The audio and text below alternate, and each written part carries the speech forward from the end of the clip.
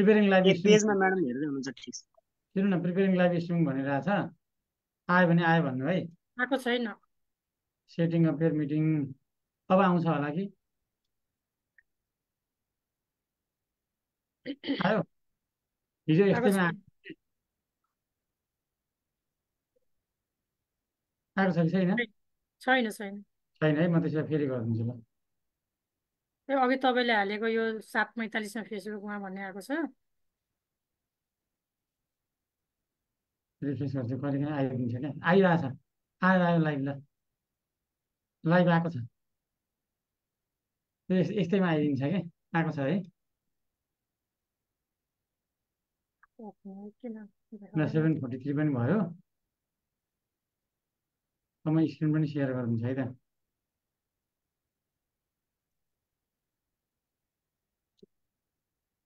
उतापट्टि फेसबुकमा पनि आइरहेछ है।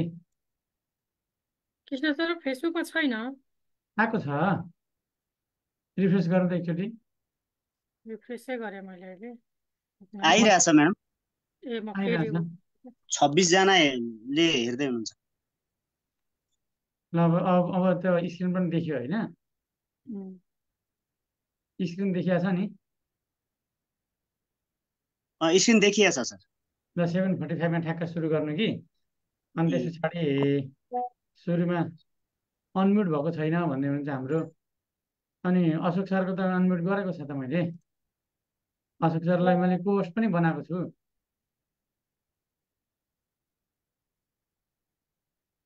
अशोक सर एकचोटि चेक गर्नु त आएको छ कि छैन? साम बोल्नु त एकचोटि। नमस्ते मात्रै भन्दा भइहाल्छ। हेलो नमस्ते नमस्ते सबैलाई। नमस्ते सबैजनालाई। अहिले सबैजना कृष्ण सर नमस्ते हजुर, नमस्ते। नमस्ते। साह्रै बिजी भएर फोन पनि उठेन हाम्रो कृष्ण सरको। ए मेरो उता म्युटमा छ, म मोबाइल अफ हुन लागेर चार्जमा राखेको थिएँ कि। फेसबुक लाइभ भइरहेको हुनाले व्यक्तिगत कुरा नगरौँ होला म्याडम। फेसबुक लाइभ भइरहेछ, पर्सनल कुरा नगरौँ ल अहिले। ओके। हाम्रो अशोक सर तपाईँ बोल्नु त एकचोटि। खै त एकछिनमा आउनुहुन्छ है क्या अफिसले? उहाँ हुनुहुन्न र अशोक के कृष्ण सर, जानुका मेम, शान्ति सर, अशोक सर, विवेक सर आउनु भएछ धेरैजना। अशोक सर बोल्नु त एकचोटि।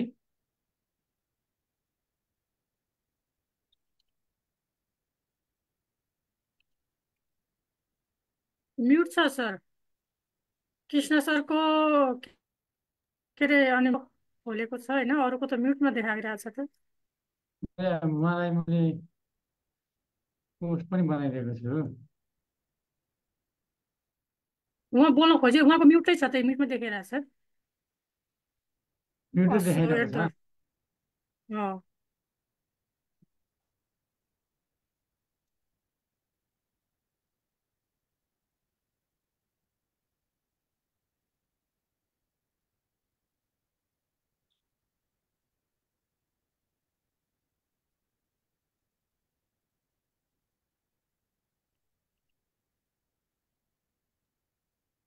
सात 46 भयो, के गर्ने जानुका म्याडम? अब सुरु गरौँ। यो कतिजनालाई दिएको छ होइन, उम्, धेरैजनालाई नभएको। अब चाहिँ जुन आइडी पनि फेसबुक पेजमा नि हाल्दै हुन्छ।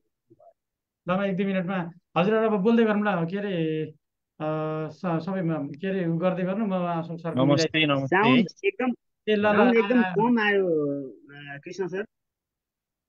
आयो ल, हाम्रो अशोक सरको साउन्ड आयो। एकचोटि बोल्नु त। सर साउन्ड एकदम सानो आयो। नमस्ते नमस्ते। कसको साउन्ड बिग्रियो? साउन्ड यहाँसम्मको सबै हटाएर अनि सुरु गर्दा हुँदैन? मैले सबलाई हटाइदिएँ है त अब ल। यहाँसम्मको हटाउनु यो बोलेको। ल अब म हाम्रो शान्ति सर अब सुरु गर्नु होला है। कृष्ण सर एकदम सानो आवाज आइरहेछ मेरो त। तपाईँको साउन्ड सुनिएको छ सर? होइन, मैले चाहिँ सुनिरहेको छैन, एकदमै सानो आइरहेछ। मेरो साउन्ड यहाँसम्मको हटाइदिउँ अनि स्टार्ट गरौँ है। ल मैले सुरु गरौँ त त्यसो। म सुन्दिनँ है, सुन्न चाहिँ म बोल्छु मात्रै। ल सुरु गर्नु सर। कृषि विकास बैंक कर्मचारी युनियन नेपालका अध्यक्षज्यू, कृषि विकास बैंक कर्मचारी युनियन नेपाल केन्द्रीय समितिद्वारा आयोजित परीक्षा तयारी अनलाइन कक्षा यो निशुल्क रूपमा हामीले यसपटक 5औं पटक आजबाट सुरु गर्दैछौँ। यसमा जोडिनुभएका युनियनका सम्पूर्ण पदाधिकारीज्यूहरू, हाम्रो केन्द्रीय समितिका अध्यक्ष वरिष्ठ उपाध्यक्ष उपाध्यक्षज्यू लगायत सल्लाहकार समितिका अध्यक्ष सदस्यज्यूहरू, केन्द्रीय समितिका पदाधिकारीहरू, सदस्यहरू, प्रदेश समितिका अध्यक्ष संयोजकज्यूहरू, मुख्य कार्यालय समितिका अध्यक्ष लगायत सम्पूर्ण साथीहरू, यस अनलाइन परीक्षा तयारी कक्षामा जोडिनुभएका प्रशिक्षकज्यूहरू, साथै उपस्थित देशभरिबाट उपस्थित हुनुभएका कर्मचारीहरू अनि परीक्षाको तयारीमा लाग्नुभएका सम्पूर्ण परीक्षार्थी साथीहरूलाई म कार्यक्रम सञ्चालक शान्तिराम भट्टराई हार्दिक नमस्कार व्यक्त गर्न चाहन्छु। आज हामीले 5औं पटक यो हाम्रो निशुल्क अनलाइन परीक्षा तयारी कक्षाको सञ्चालन गर्ने तर्खरमा छौँ। हामी आज असार 15 2082 का दिन हाम्रो पहिलो क्लासमा हामी जान खोज्दैछौँ र हामीले विगतका वर्षहरूमा पनि यस्ता अनलाइन कक्षाहरू सञ्चालन गर्यौँ, जसका कारण धेरै साथीहरूले सहयोग लिनुभएको छ यस कार्यक्रमबाट र धेरैले यसलाई यो कार्यक्रमलाई चाहिँ राम्रो हो भनेर चाहिँ सुझाव पनि दिनुभएको छ, धन्यवाद पनि भन्नुभएको छ। सम्पूर्ण तपाईँहरूकै लागि हामीले यो कार्यक्रमको आयोजना गरेका छौँ र हामीले हाम्रा साथीहरू देशभरिका साथीहरूले यो ब्याङ्किङ सन्देश स्मारिका दोस्रो हामीले भर्खरै प्रकाशनमा ल्याएका छौँ। यो सक्यो कि छ कि छैन, के छ कसो छ, कसरी उपलब्ध हुन सक्छ, कसरी प्राप्त गर्न सकिन्छ भनेर धेरै साथीहरूले चाहिँ जिज्ञासा राख्नु भएको छ। हामीले सबै प्रदेश कार्यालयहरूमा पठाएका छौँ। हाम्रा सम्बन्धित प्रदेश समितिका अध्यक्षज्यूहरूको मोबाइल नम्बर सम्पर्क नम्बर पनि हामीले हाम्रो फेसबुक पेजमा पोस्ट गरिसकेका छौँ। त्यसैले उहाँहरूसँग सम्पर्क गरेर लिनुहोला र काठमाडौँमा भएका हुनुभएका साथीहरूलाई चाहिँ कृषि विकास बैंक कर्मचारी युनियन नेपालको केन्द्रीय कार्यालयमा आएर सम्पर्क गरेर पुस्तक लिन सक्नुहुन्छ।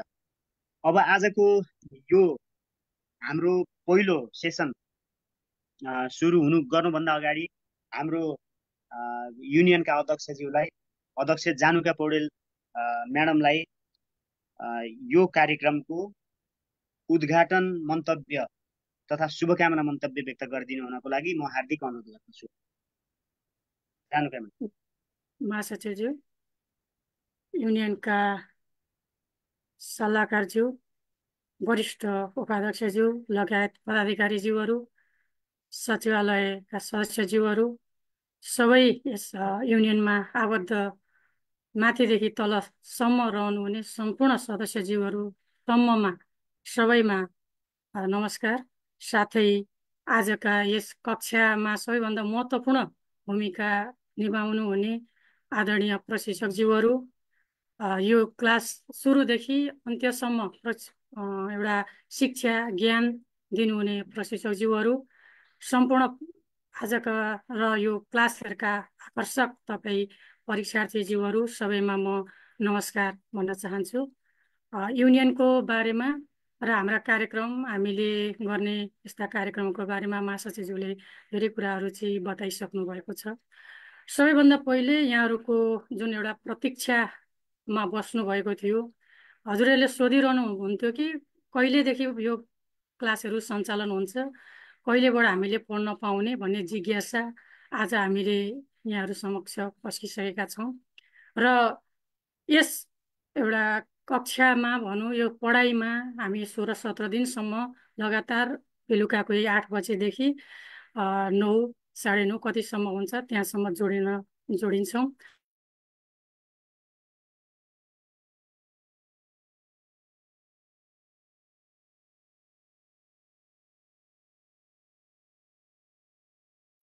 जानुका म्याडमको बत्ती गएको हो कि?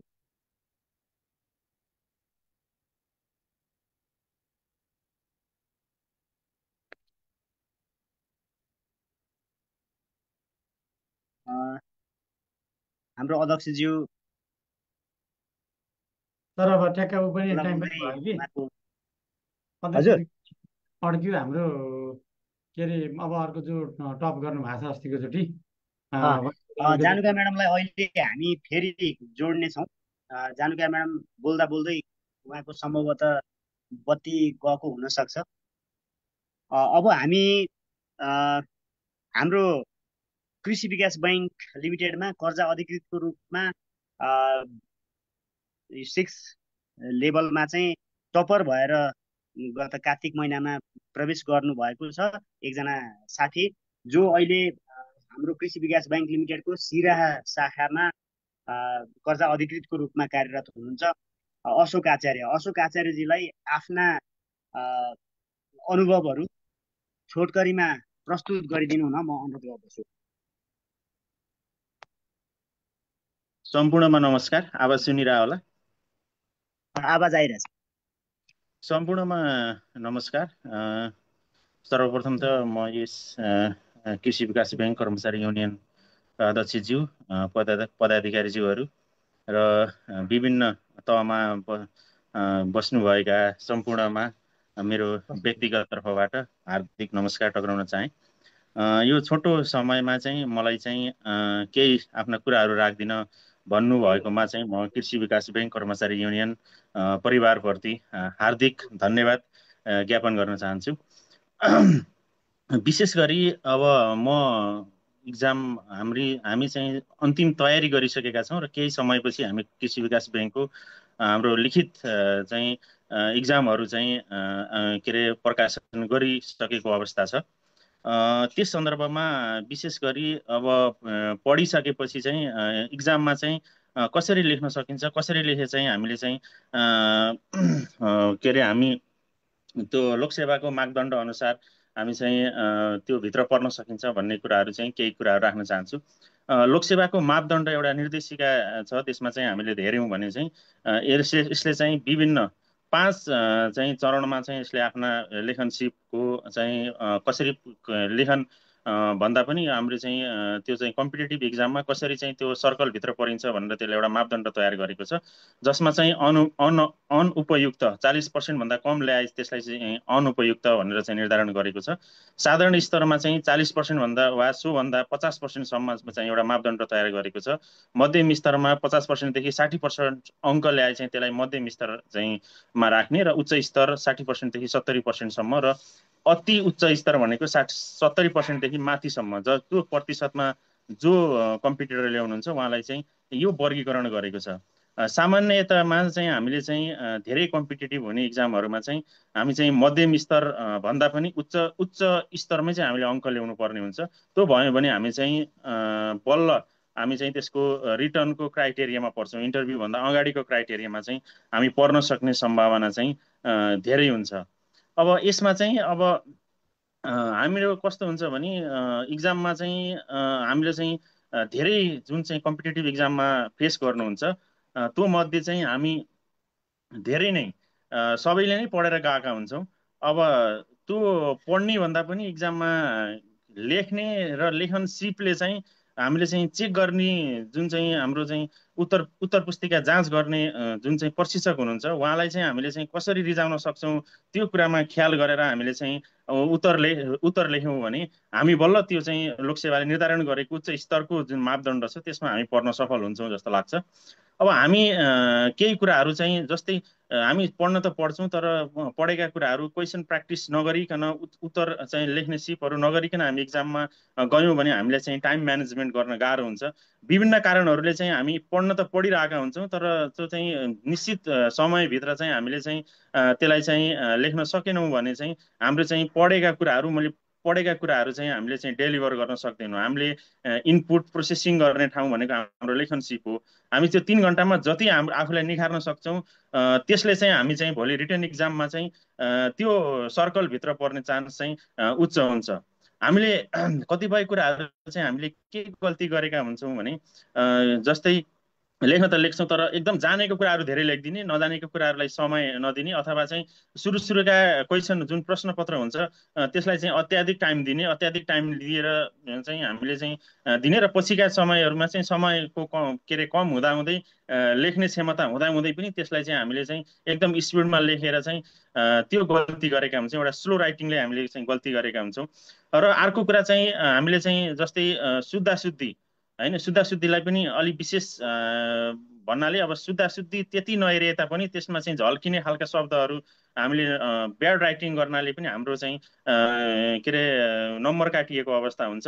र अर्को कुरा चाहिँ हामीले चाहिँ क्वेसनले के लेख्न के भन्न खोजेको छ त्यो भनाइलाई चाहिँ नलेखेर चाहिँ अन्त्यतिर चाहिँ हामीले एन्सर मोडिरहेको भने पनि हामी त्यसमा चाहिँ बाहिर निस्किँदाखेरि लेखे जस्तो लाग्छ, मैले राम्रै लेखेँ जस्तो लाग्छ, तर पनि हामीले चाहिँ त्यो जुन क्राइटेरिया लेख्नु पर्ने हो त्यसमा चाहिँ हामीले के अरे लेख्न नसकिरहेको अवस्था छ। र अर्को कुरा चाहिँ हामीले चाहिँ पढेका कुराहरू नसम्झिनेको त्यो सबैलाई नै हुनसक्छ। र अर्को कुरा हामीले कस्तो मेथड्स र टेक्निक्सहरू युज गर्छौँ त्यसमा चाहिँ हामीले चाहिँ भर पर्छ, किनकि एन्सर लेख्ने तरिका सबैको एउटै हुन्छ। हामीले सबैले एउटै विषयवस्तुमा चाहिँ इक्जाम दिने हो, एउटै क्वेसनमा इक्जाम दिने हो, प्रतिस्पर्धात्मक इक्जाम हो होइन। हामीले कसरी चाहिँ प्रशिक्षकलाई उसको चाहिँ नजरमा चाहिँ हाम्रो एन्सरहरू चाहिँ अलि राम्रो हुन सक्छन्, जुन लोकसेवाले निर्धारण गरेको मापदण्डभित्र पर्न सक्छन् भन्ने कुराहरू चाहिँ हामीले ख्याल गर्नुपर्ने हुन्छ। किनकि अहिलेमा चाहिँ बजारमा पाइने किताबहरू इन्स्टिट्युटमा सबैले अध्ययन गरेर पढेर आउनु भएकै हुन्छ। जस्तै हामीले कुनै पनि क्वेसन सोधेको छ, कुनै पनि के अरे प्रश्न सोधेको छ भने त्यसमा चाहिँ जस्तै कृषि विकास ब्याङ्कको हकमा चाहिँ 5 नम्बर र 10 नम्बरको क्वेसन आउँछ। विशेष गरी अफिसरको लेभलको चाहिँ म चाहिँ फोकस गरेँ। 5 लेभल के अरे 5 नम्बरको प्रश्नपत्र आउँदाखेरि चाहिँ हामीले चाहिँ कतिपय साथीहरूलाई, कतिपय के अरे परीक्षार्थीहरूलाई चाहिँ मैले के देखिरहेको हुन्छु भने 5 नम्बरको क्वेसनमा पनि के अरे चाहिँ ब्याकग्राउन्ड लेखेर चाहिँ कन्क्लुजन के अरे लेखेर निष्कर्षहरू लेखेको पाउँछु। त्यसमा 5 नम्बरको क्वेसनमा टु दी पोइन्ट क्वेसनले जे भनेको हुन्छ त्यहीँबाट स्टार्ट, मैले पनि त्यहीँबाट स्टार्ट गरेको, कहिले पनि ब्याकग्राउन्ड लेख्न थालिनँ, किनकि समय एकदम कम हुन्छ। हामीले चाहिँ त्यहाँ क्वेसन भनेको प्रश्नपत्र भनेको के हुन्छ भने कृषि विकास ब्याङ्कको के अरे जुनसुकै इक्जाममा पनि हामीले टाइमको एकदम ख्याल गर्नुपर्ने अवस्था हुन्छ। हामीले चाहिँ 5 नम्बरको क्वेसनमा चाहिँ 10 नम्बरको जसरी लेख्न थाल्यौँ भनेपछि हामीले टाइम त्यस्तो भ्याउन सक्दैनौँ।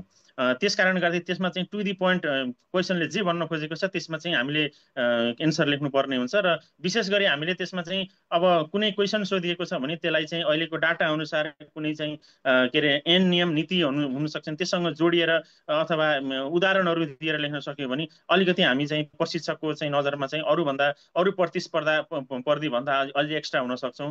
र 10 नम्बरको क्वेसनमा हामीले ब्याकग्राउन्ड लेखेर अनि त्यसमा चाहिँ के अरे बुलेटहरूमा एन्सर दिएर निष्कर्षसहित लेख्यौँ भने त्यसमा पनि अझ उदाहरण अनि अहिलेका चाहिँ विभिन्न चाहिँ तथ्यहरू, कुनै क्वेसन एउटा क्वेसन जोडिएको छ भने कृषि विकास ब्याङ्क हो भने कृषि विकास ब्याङ्कसँग रिलेटेड चाहिँ कुनै केही तथ्यहरू छन् भने चाहिँ त्यसमा चाहिँ हामीले चाहिँ लेख्न सक्छौँ। अनि अर्को कुरा चाहिँ भनेको के हुन्छ भने सबभन्दा ठुलो कुरा चाहिँ हाम्रो चाहिँ डर हो, कस्तो क्वेसन आउने हो, के हो, कसरी लेख्ने होला, के गर्ने होला, टाइम पुग्छ कि पुग्दैन होला भन्ने कुरा चाहिँ त्यो चाहिँ हामीले डर हटाउनु पर्यो होइन। कस्तो लेख्ने होला, यो के लेख्ने होला भन्ने कुराहरू चाहिँ परीक्षार्थीले कतिपय कुराहरूमा इक्जामभन्दा 10 दिन अब पढ्दै गर्दाखेरि चाहिँ यस्तो क्वेसन आउन सक्छ, यस्तो क्वेसन आयो भने म चाहिँ यसरी लेख्नेछु भनेर चाहिँ उसले अनुमान गरेको पनि हुनपर्छ। र प्र्याक्टिस गरियो भने चाहिँ हामीले चाहिँ टाइम चाहिँ हामीले चाहिँ के अरे उ गर्न के अरे समयमै सघाउन सक्छौँ। अनि कतिपय कुराहरू लेख्ने कुराहरूमा चाहिँ हामीले के हुन्छौँ भने के अरे डायग्रामहरू पनि लेखिरहेको हुन्छौँ तर डायग्रामहरूलाई एक्सप्लानेसन पनि गरिरहेको हुन्छौँ। त्यो चाहिँ गल्ती चाहिँ गर्न हुन्न जस्तो लाग्छ, किनकि हामीले त्यो डायग्राम गराउँदै गर्दाखेरि चाहिँ प्रशिक्षकले बुझोस् भनेर त्यस्ता खालका डायग्राम मात्रै हामीले इक्जाममा डेलिभर गर्नुपर्छ। र त्यसैलाई एक्सप्लेन गर्न खोज्यौँ भने चाहिँ हामीले चाहिँ त्यसमा चाहिँ समयको पाबन्दी चाहिँ एकदमै चाहिँ टाइम म्यानेजमेन्ट चाहिँ एउटा ठुलो फ्याक्टर रोल प्ले गरेको हुन्छ। हामीले उत्तर लेख्दाखेरि त्यसमा चाहिँ हामीले ध्यान दिनुपर्छ। कतिपय कुराहरूमा अगाडि एकदम टाइम दिने, पछाडि एकदम टाइम नदिने भन्ने कुराहरूलाई चाहिँ हामीले त्यो कुराहरूमा ख्याल गर्नुपर्ने हुन्छ। जस्तै कुनै क्वेसन आयो भने चाहिँ जस्तै कृषि विकास ब्याङ्क लिमिटेडलाई कृषि क्षेत्रमा प्रवाह हुने कर्जाका लागि अग्रणी ब्याङ्क बनाउन के कस्ता व्यवस्थाहरू गरेका छन् भनेर लेख्नुभयो भने त्यसमा चाहिँ अब सबै यस्ता यस्ता व्यवस्था हुन्, यस्ता यस्ता व्यवस्था छन् भनेर चाहिँ सबैले लेखिएको हुन्छ। त्यसमा कति % कृषि विकास ब्याङ्कले कृषि क्षेत्रमा प्रवाह गरेको छ, कस्ता साना कर्जा गरेको छ कि मजौला कृषि गरेको छ कि, त्यस्ता कुराहरू हामीले लेख्नुपर्ने हुन्छ। केही कुराहरू उदाहरण लेख्नु पर्ने हुन्छ। जस्तै कृषि विकास ब्याङ्कले एउटा चाहिँ भिटा परियोजना चलाउँछ, त्यस मार्फत कृषि विकास ब्याङ्कलाई कृषि कर्जा प्रवाह मात्रै गर्दैन, त्यसमा चाहिँ उसले चाहिँ किसानहरूलाई पहिल्यै नै वित्तीय साक्षरता कार्यक्रमहरू जो चाहिँ कृषि विकास ब्याङ्कले 22औं घन्टा के अरे लगाएर चाहिँ एउटा कोर्स डिजाइन गरेको छ। त्यो कोर्स डिजाइन मार्फत कर्जा लिन आउनुभन्दा पहिला नै किसानहरूलाई चाहिँ के गरेको हुन्छ, वित्तीय साक्षरता प्रवाह गरेको हुन्छ होइन। त्यो प्रवाह गरेर चाहिँ उसले चाहिँ के अरे चाहिँ कृषिमा हुने प्रवाह हुने कर्जाको गुणस्तरहरूमा चाहिँ पहिल्यै यस्तो यस्तो हुन्छ भनेर सबै कुराहरू भनेको हुन्छ। त्यो कुराहरू कृषि क्षेत्रमा प्रवाह हुने कर्जाको लागि अग्रणी ब्याङ्क बनाउन भूमिका खेलेको हुन्छ। र त्यो परियोजना अन्तर्गत एउटा चाहिँ विभिन्न बाली वस्तुहरूमा क्लस्टर एप्रोच र कमोडिटी एप्रोचमा चाहिँ गरेको हुनाले मानव कुनै क्षेत्रमा एउटा वार्डमा चाहिँ हामी गएर त्यो क्लस्टर र कम्युनिटी भनेको कस्तो हो भने कुनै एउटा वार्डमा गएर त्यहाँ एउटा चाहिँ निश्चित क्षेत्रमा त्यो वस्तु निर्धारण गर्ने एउटा चाहिँ आँप खेती हुने किसानहरू खोज्छ भने त्यसमा चाहिँ आँप खेत्ने 20वटा किसानहरू भएर 5-5 लाख रुपियाँ के अरे चाहिँ उहाँहरू लिने भयो भने कृषि विकास ब्याङ्कको 1 करोड कर्जा त प्रवाह हुन्छ होइन। त्यस्ता कुराहरू चाहिँ कृषि विकास ब्याङ्कले गरिरहेको अवस्था छ। कुन परियोजना, विभिन्न परियोजना मार्फत, जस्तै भेटा परियोजना मार्फत हुनसक्छ। उसले कृषि विकास ब्याङ्कले नेपाल सरकारको चाहिँ के अरे हाम्रो नेपाल सरकारसँग, अर्थ मन्त्रालयहरूसँग, नेपाल राष्ट्र ब्याङ्कसँग हामीले चाहिँ के अरे प्रवाह गरिरहेको चाहिँ कर्जाहरू के अरे सम्बन्ध गरेको छ। जस्तै हामीले त्यसमा देख्न सक्छौँ, जस्तै कृषि विकास ब्याङ्कले अन्य ब्याङ्क वित्तीय संस्थाहरूसँग पनि समन्वय गरेको हुन्छ। जस्तै किसानहरूलाई किसान क्रेडिट कार्डका कुराहरू, किसान एपका कुराहरू, किसान मर्चेन्टका कुराहरू, किसान क्यास पोइन्टका कुराहरू, सहायता ब्याङ्किङ सेवाहरूसँग त्यस्ता कुरामा हामीले फ्लो चार्ट बनाएर चाहिँ त्यसलाई चाहिँ लेख्न सक्यौँ भने चाहिँ हाम्रो चाहिँ उत्तरहरू चाहिँ सान्दर्भिक हुन्छन् जस्तो लाग्छ। अब मैले चाहिँ यसरी चाहिँ एउटा टाइम म्यानेजमेन्ट गरेर एउटा चाहिँ एन्सरहरूलाई, तथ्यहरू चाहिँ अहिलेका जस्तै हाम्रो बजेट हुनसक्छ, मोनिटरी पोलिसी हुनसक्छ, विभिन्न नियमहरू हुनसक्छन्, त्यसलाई उदाहरणहरूलाई सकारात्मक तरिकाले नियमहरू क्वेसन लेख्दाखेरि नकारात्मक तरिकाले भन्दा पनि सकारात्मक तरिकाले हामीले के अरे उत्तर दिन खोज्यौँ भने त्यसको चाहिँ उत्तरको चाहिँ एउटा डेलिभरी राम्रो हुनसक्छ भन्ने कुराहरूलाई चाहिँ ध्यानमा राख्दै मैले चाहिँ लेखेका कुराहरू चाहिँ उदाहरण लेख्ने प्रयास गरेँ, तथ्यहरू लेख्न के अरे प्रयास गरेँ। अनि कुनै पनि एन्सरहरूलाई चाहिँ हामीले चाहिँ जस्तै वित्तीय साक्षरताको क्वेसन आउँदाखेरि वित्तीय साक्षरताका सबै ब्याङ्कहरूले चाहिँ गर्छन्, तर कृषि विकास ब्याङ्कले अन्य ब्याङ्कहरू भन्दा कृषि विकास ब्याङ्कले चाहिँ आफ्नो के अरे किताबै डिजाइन गरेर वित्तीय साक्षरता कार्यक्रमहरू चलाइरहेको छ। त्यो किताबहरू चाहिँ 22 घन्टाको सञ्चालन गर्ने गरेको हुन्छ होइन। त्यसमा चाहिँ सम्पूर्ण चाहिँ वित्तीय शिक्षा के अरे पाठै बनाएर चाहिँ 22वटा पाठमा चाहिँ सञ्चालन गरेको हुन्छ। त्यस्ता कुराहरूमा तथ्यहरूमा चाहिँ लेखेर अनि के अरे उदाहरणमा लेखेर चाहिँ हामीले चाहिँ के अरे डेलिभर दिन सकियो भने हाम्रो चाहिँ उत्तरहरू त्यो लोकसेवाले निर्धारण गरेको मापदण्ड अनुसार पर्छ। र मेन कुरा चाहिँ टाइम म्यानेजमेन्ट गर्दै तथ्य उदाहरणहरूलाई चाहिँ प्रस्तुत गर्न सकियो भने हाम्रा चाहिँ उत्तरहरू चाहिँ राम्रा हुन्छन्, अरू प्रतिशतहरूपर्दा राम्रो हुन्छन् जस्तो लाग्छ। यति भन्दै मेरा केही के अरे भनाइहरू यहीँ टुङ्गाएँ। हस्त, धन्यवाद। धन्यवाद अशोकजी। उहाँले आफ्ना अनुभवहरू र कसरी परीक्षाको तयारी गर्ने भन्ने कुरा चाहिँ राम्रोसँग जानकारी दिनुभएको छ। फेरि आवश्यक परेमा अशोकजीलाई हामीले ल्याउनेछौँ।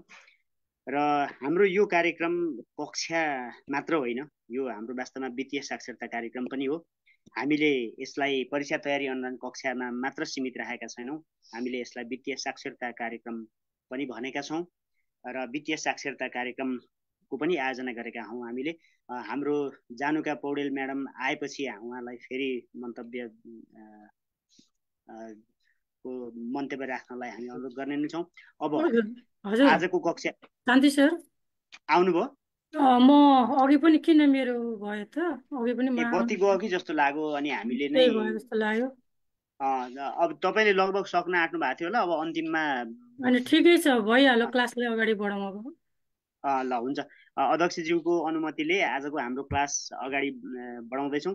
आज हामीले पहिलो क्लास अन्तर्गत बाफिया 1 2073 सम्पत्ति शुद्धिकरण निवारण ऐन 2064 तथा ब्याङ्किङ कसुर र सजाय ऐनमा भएका पछिल्ला संशोधनहरू विषयक कक्षाको लागि हाम्रो कृषि विकास बैंक लिमिटेडका शाखा प्रमुख, सिरा ब्रान्चका ब्रान्च म्यानेजर कृष्ण निरौला सिए, उहाँलाई हामीले पहिलो क्लास सञ्चालन गरिदिनु हुन अनुरोध गर्दछौँ। कृष्ण निरौला सर। धन्यवाद। नमस्ते सबैजनालाई गुड इभिनिङ, नमस्ते। ल अब कृषि विकास बैंक कर्मचारी युनियन नेपाल सम्पूर्ण परिवारलाई एकदम विशेष धन्यवाद। किन भन्दाखेरि यो चाहिँ अघि सरले भने जस्तै विशेष गरी वित्तीय साक्षरताको लागि नि एउटा फड्को पनि हो। एज अ हाम्रो कर्पोरेट सोसल रेस्पोन्सिबिलिटी भने जस्तै यसमा चाहिँ कर्मचारी युनियनको एउटा उत्तरदायित्वको पनि एउटा पाटो आउँछ। र अहिले जति पनि हामी ब्याङ्कमा काम गर्नेछौँ यसमा बाहिरका पनि जोडिनु भएको छ। यो जुममा चाहिँ थोरै मात्रै पार्टिसिपेन्ट्सहरू 100 जना मात्रै पार्टिसिपेन्ट हुने भएकोले बाँकी चाहिँ फेसबुक लाइभमा पनि राख्नु भएको छ है। त्यो हुँदाखेरि सबैजनालाई अहिले फेरि मैले स्वागत गरेँ। अब हाम्रो परीक्षा आइसकेको छ। अब यसमा कतिजना आन्तरिक कर्मचारी हुनुहुन्छ, धेरैजना, कतिजना बाहिरका पनि एक्जामका एस्पिरेन्टहरू हुनुहुन्छ। विशेष गरी चाहिँ म थोरै अब आफ्नो अघि हाम्रो योभन्दा अगाडि टप गर्नुभएको 5औं तहमा पनि टप गर्नुभएको 6औं तहमा पनि टप गर्नुभएको हाम्रो अशोक आचार्य सरको पनि एकछिन हामीले सुन्यौँ। उहाँले भनेका कुराहरूमा म थोरै 2-3 मिनट मात्र थप्न चाहन्छु। त्यस पछाडि हामी आजको डाइरेक्टली फर्स्ट क्लास भएकोले प्राय के छ भन्दाखेरि अलिकति थोरै अप्ठ्यारो, प्राय चाहिँ धेरैजना एक्जामिनिजहरूलाई, परीक्षा दिनेहरूलाई अप्ठ्यारो हुने भनेको ऐन कानुनमा हो थोरै। किनभने ऐन कानुन अलिकति लामो हुन्छ। प्लस अब अर्को दोस्रो अप्ठ्यारो भनेको अलिकति मैले देखेको आर्थिक जुन अर्थतन्त्रका कुराहरू सोधिन्छ त्यसमा हुन्छ। थोरै ध्यान दिनुपर्ने यो एउटा कुरा ऐन कानुनमा, अर्को कुरा चाहिँ अर्थतन्त्रमा है। यो दुईवटा कुरालाई कसरी फोकस गर्ने भन्ने कुरामा मेन चाहिँ अशोक सरले अघि राम्रोसँग नि भन्नुभयो। उहाँले भनेको कुरालाई म अलिकति थोरै समराइज गर्ने प्रयास गर्छु एउटा। अनि त्यसपछि हाम्रो पनि डेलिभरी पनि अब हामीसँग थोरै समय मात्र बाँकी छ, 15 दिन जति हुन्छ यो क्लास। अब मसान्तको बेला नहोला होइन। मसान्तमा अब 31 गतेको महिना छ यो सायद, असार हाम्रो 32 को महिना छ, सरी असार 32 को महिना छ। 32 को छ। 32 मसान्तको दिन हामीले क्लास राखेका छैनौँ सर। मसान्तको दिन यसै पनि क्लास राख्नु भएको छैन है। त्यो हुँदाखेरि मेन अब एउटा दुईवटा कुरा चाहिँ, एउटा जस्तो डायग्रामको कुरामा अलिकति अर्थतन्त्रको कुरा आयो भने डायग्रामको कुरालाई बनाउनुपर्छ, तर डायग्रामलाई व्याख्या गरिराख्नु पर्दैन है। मेन यो एक्जाममा टाइम म्यानेजमेन्टको कुरालाई एकदमै हाम्रो 6औं तह, 7औं तह, 8औं तह सबैमा, इभन 4थो 5औं तहमा पनि, 5औं तह त अहिले छैन, 4थो तहमा पनि धेरै च्यालेन्जिङ हुन्छ। 4थो तहको साथीहरू पनि कतिजना जोइन हुनु भएको छ। उहाँहरूको त झन् 2.5 घन्टा मात्र हुन्छ। 6औं तहको 3 घन्टा हुन्छ है। मेन यो अर्थतन्त्रको कुरा आयो, अब इकोनोमिक्सको पार्टहरू आयो भने डायग्राम बनाउने, तर यो डायग्रामलाई धेरै एक्सप्लेन नगर्ने। डायग्राम क्लियर छ भने यो चित्रमा यस्तो यस्तो छ भनेर धेरै व्याख्या गर्नु पर्दैन। यदि व्याख्या गर्नै पर्यो भने पनि चित्रमा दिए अनुसार यस्तो छ भनेर 2-3 लाइनमा मात्र लेख्ने हो। अब प्राय अहिले लोकसेवाले प्रश्नहरू सोधिराख्दाखेरि कस्तो खालको सोध्ने गरेको छ भने, अघि अशोक सरले पनि धेरै कुरा भनिसक्नु भएको छ है। 5 मार्क्सको क्वेसन मैले बुझे अनुसार 5 मार्क्सको क्वेसन भनेको जेनरल अन्डरस्ट्यान्डिङ खोज्छ। उसले कतिको तपाईँसँग अन्डरस्ट्यान्डिङ छ भन्ने कुरा खोज्छ है। कतिको बुझ्नु भएको छ त्यो विषयमा, बुझ्नु पर्यो, बुझेको हुनु पर्यो, त्यति कुरा हो एउटा। अर्को 10 मार्क्समा चाहिँ के चाहिन्छ भने यसमा चाहिने भनेको डिटेल चाहियो, डिटेल नलेज चाहियो यसमा। अब अहिले पछिल्लो 2-3 वर्षको हामीले लोकसेवा आयोगको हेरिराख्दाखेरि, प्रश्नहरू हेर्दाखेरि, हामीले पनि अब एक्जाम दिइयो होइन, हेर्दाखेरि लोकसेवा आयोगले कसरी सोधिरहेको देखिन्छ भने उसले चाहिँ बढीभन्दा बढी क्वेसन लामो हुने, लङ क्वेसन हुने, तर अब मार्क्स चाहिँ थोरै हुने, फ्यु मार्क्स, यो खालको क्वेसन सोध्ने गरेको छ। अब यसमा रटनदास भन्दा पनि, रट्न कतिको सक्छ भन्ने भन्दा पनि बुझेको कतिको छ भन्ने कुरा एउटा। अर्को समराइज गर्ने कुरा एउटा, बुझेको चाहियो। अर्को कुरा हाम्रो समराइज गर्न जान्नु पर्यो, दोस्रो है। अनि अर्को चाहिँ अहिले पछिल्लो समयमा जेमा पनि त्यस्तो क्वेसन बनाउन सजिलो पनि हुन्छ, उदाहरण लेख भन्नुहुन्छ सिधै। पार्टिसिपेन्टहरूले यहाँ नगर्नु होला है, एनोटेसन मैले बन्द गरिदिएँ है त सबैको। ल ठिक छ। ल अब एउटा चाहिँ हाम्रो बुझेको कतिको छ भन्ने कुरा, अर्को उदाहरणको कुराहरू भयो। त्यस्तै गरी अब अर्को चाहिँ हाम्रो डिटेल नलेज कतिको छ भन्ने कुराहरू हेरिन्छ। अनि सँगसँगै अब अहिले कति जान्नुपर्ने थोरै ऐन कानुनलाई रिलेट गर्न जान्नु पर्यो, ऐन कानुनको रिलेसन राख्नुपर्ने हुन्छ। यो चाहिँ ऐन कानुनको रिलेट गर्नुपर्ने 10 मार्क्सको क्वेसनमा हो, 5 नम्बरमा पर्दैन। जस्तो म अहिले इक्जाम्पल पनि दिउँला। यहाँ हामीसँग मैले कुनैमा बनाएको छु भने डक वान यहाँ पनि नम्बर छ है। एकछिनमा यतिमा बनाइदिइहाल्छु है त। अनि 2-3 मिनट मात्रै, मेरो टाइम 8:10 हो। 2 मिनट जति मैले खाइसकेँ एक्स्ट्रा। अब म 3-4 मिनट मात्र धेरै खान्छु, त्यस पछाडि हामी आजको सेसनमै जान्छौँ। किन अहिले पनि राम्रो महत्त्वपूर्ण डिस्कसनै हो। किन भन्दाखेरि प्रायः जस्तो अब हामी जागिर खानेछौँ, टाइम हुँदैन धेरै होइन।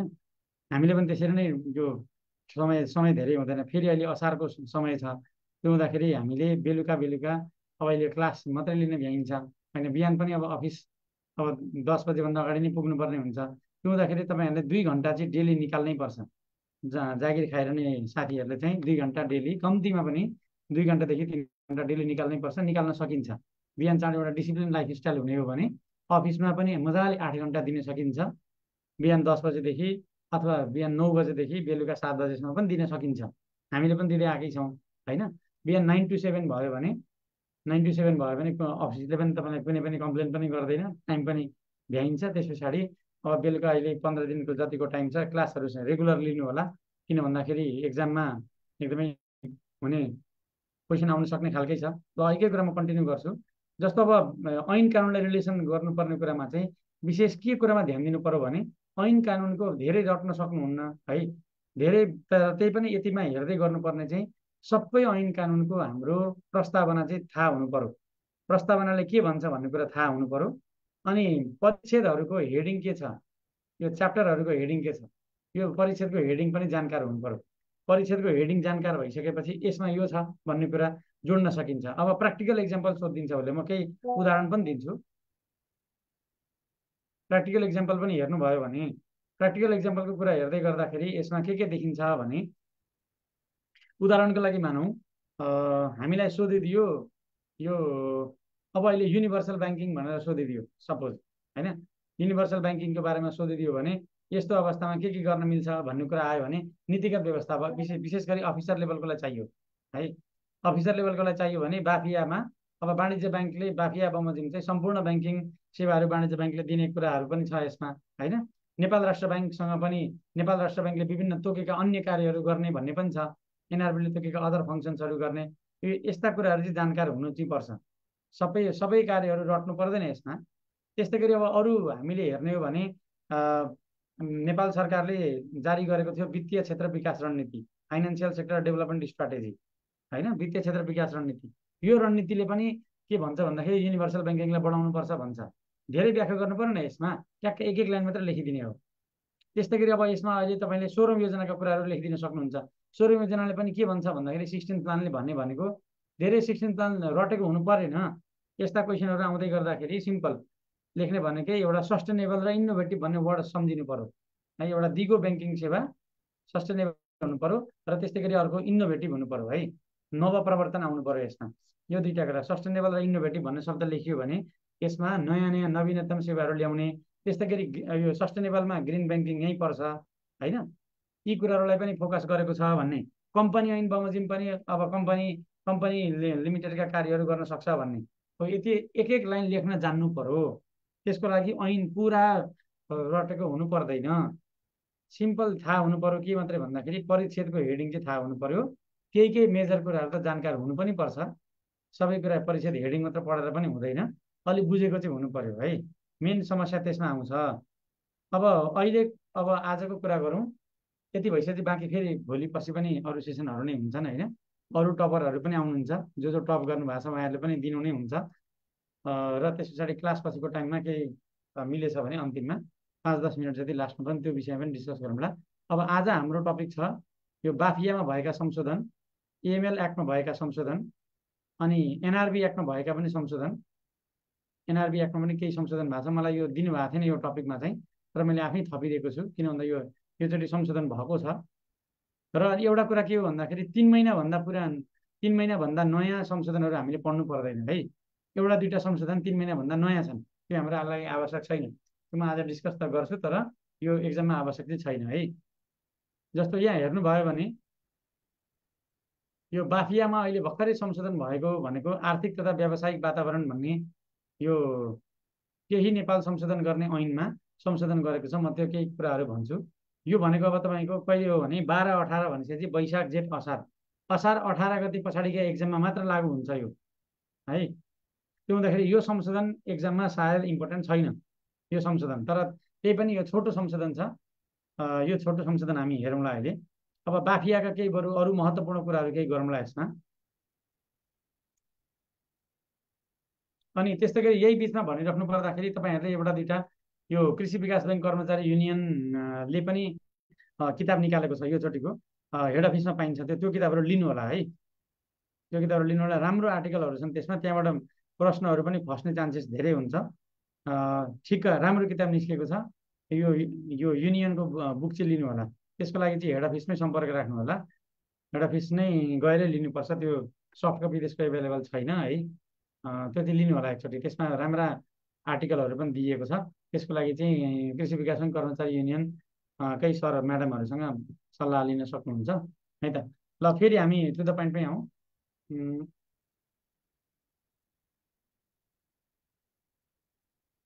म हजुरहरूलाई सेयर गरिहाल्छु अर्को, अलिकति लेख्न पाइएन भने फेरि। ल जस्तो अब अहिले हाम्रो सुरुमा बाफियाको कुरा गरिहालौँ। पहिला बाफियामा भएका संशोधन पनि हामी हेरौँला, तर मेन बाफिया भनेकै विशेष गरी के कामको लागि आएको भन्ने कुरा सुरुमै सम्झिनु पर्यो। जहिले पनि प्रस्तावना हामीले ऐनको थाहा पाउनै पर्छ। प्रस्तावना थाहा भएपछि यो कुरा धेरै ठाउँमा विशेष गरी अफिसर लेभलको साथीहरूले जहाँ पनि लिङ्कअप गर्नै पर्ने हुन्छ है। ऐन कानुनको कुराहरू चाहिँ 10 नम्बरको प्रश्नमा लिङ्कअप गर्नै पर्छ, नीतिगत व्यवस्थाहरूमा लेख्न सकिन्छ। अनि त्यो हुँदाखेरि जस्तो बाफियामा भएका कुराहरू हाम्रो यो चौथो तहको लागि पनि एकदमै इफेक्टिभ हुन्छ है। चौथो तहको साथीहरूको लागि पनि इफेक्टिभ हुन्छ।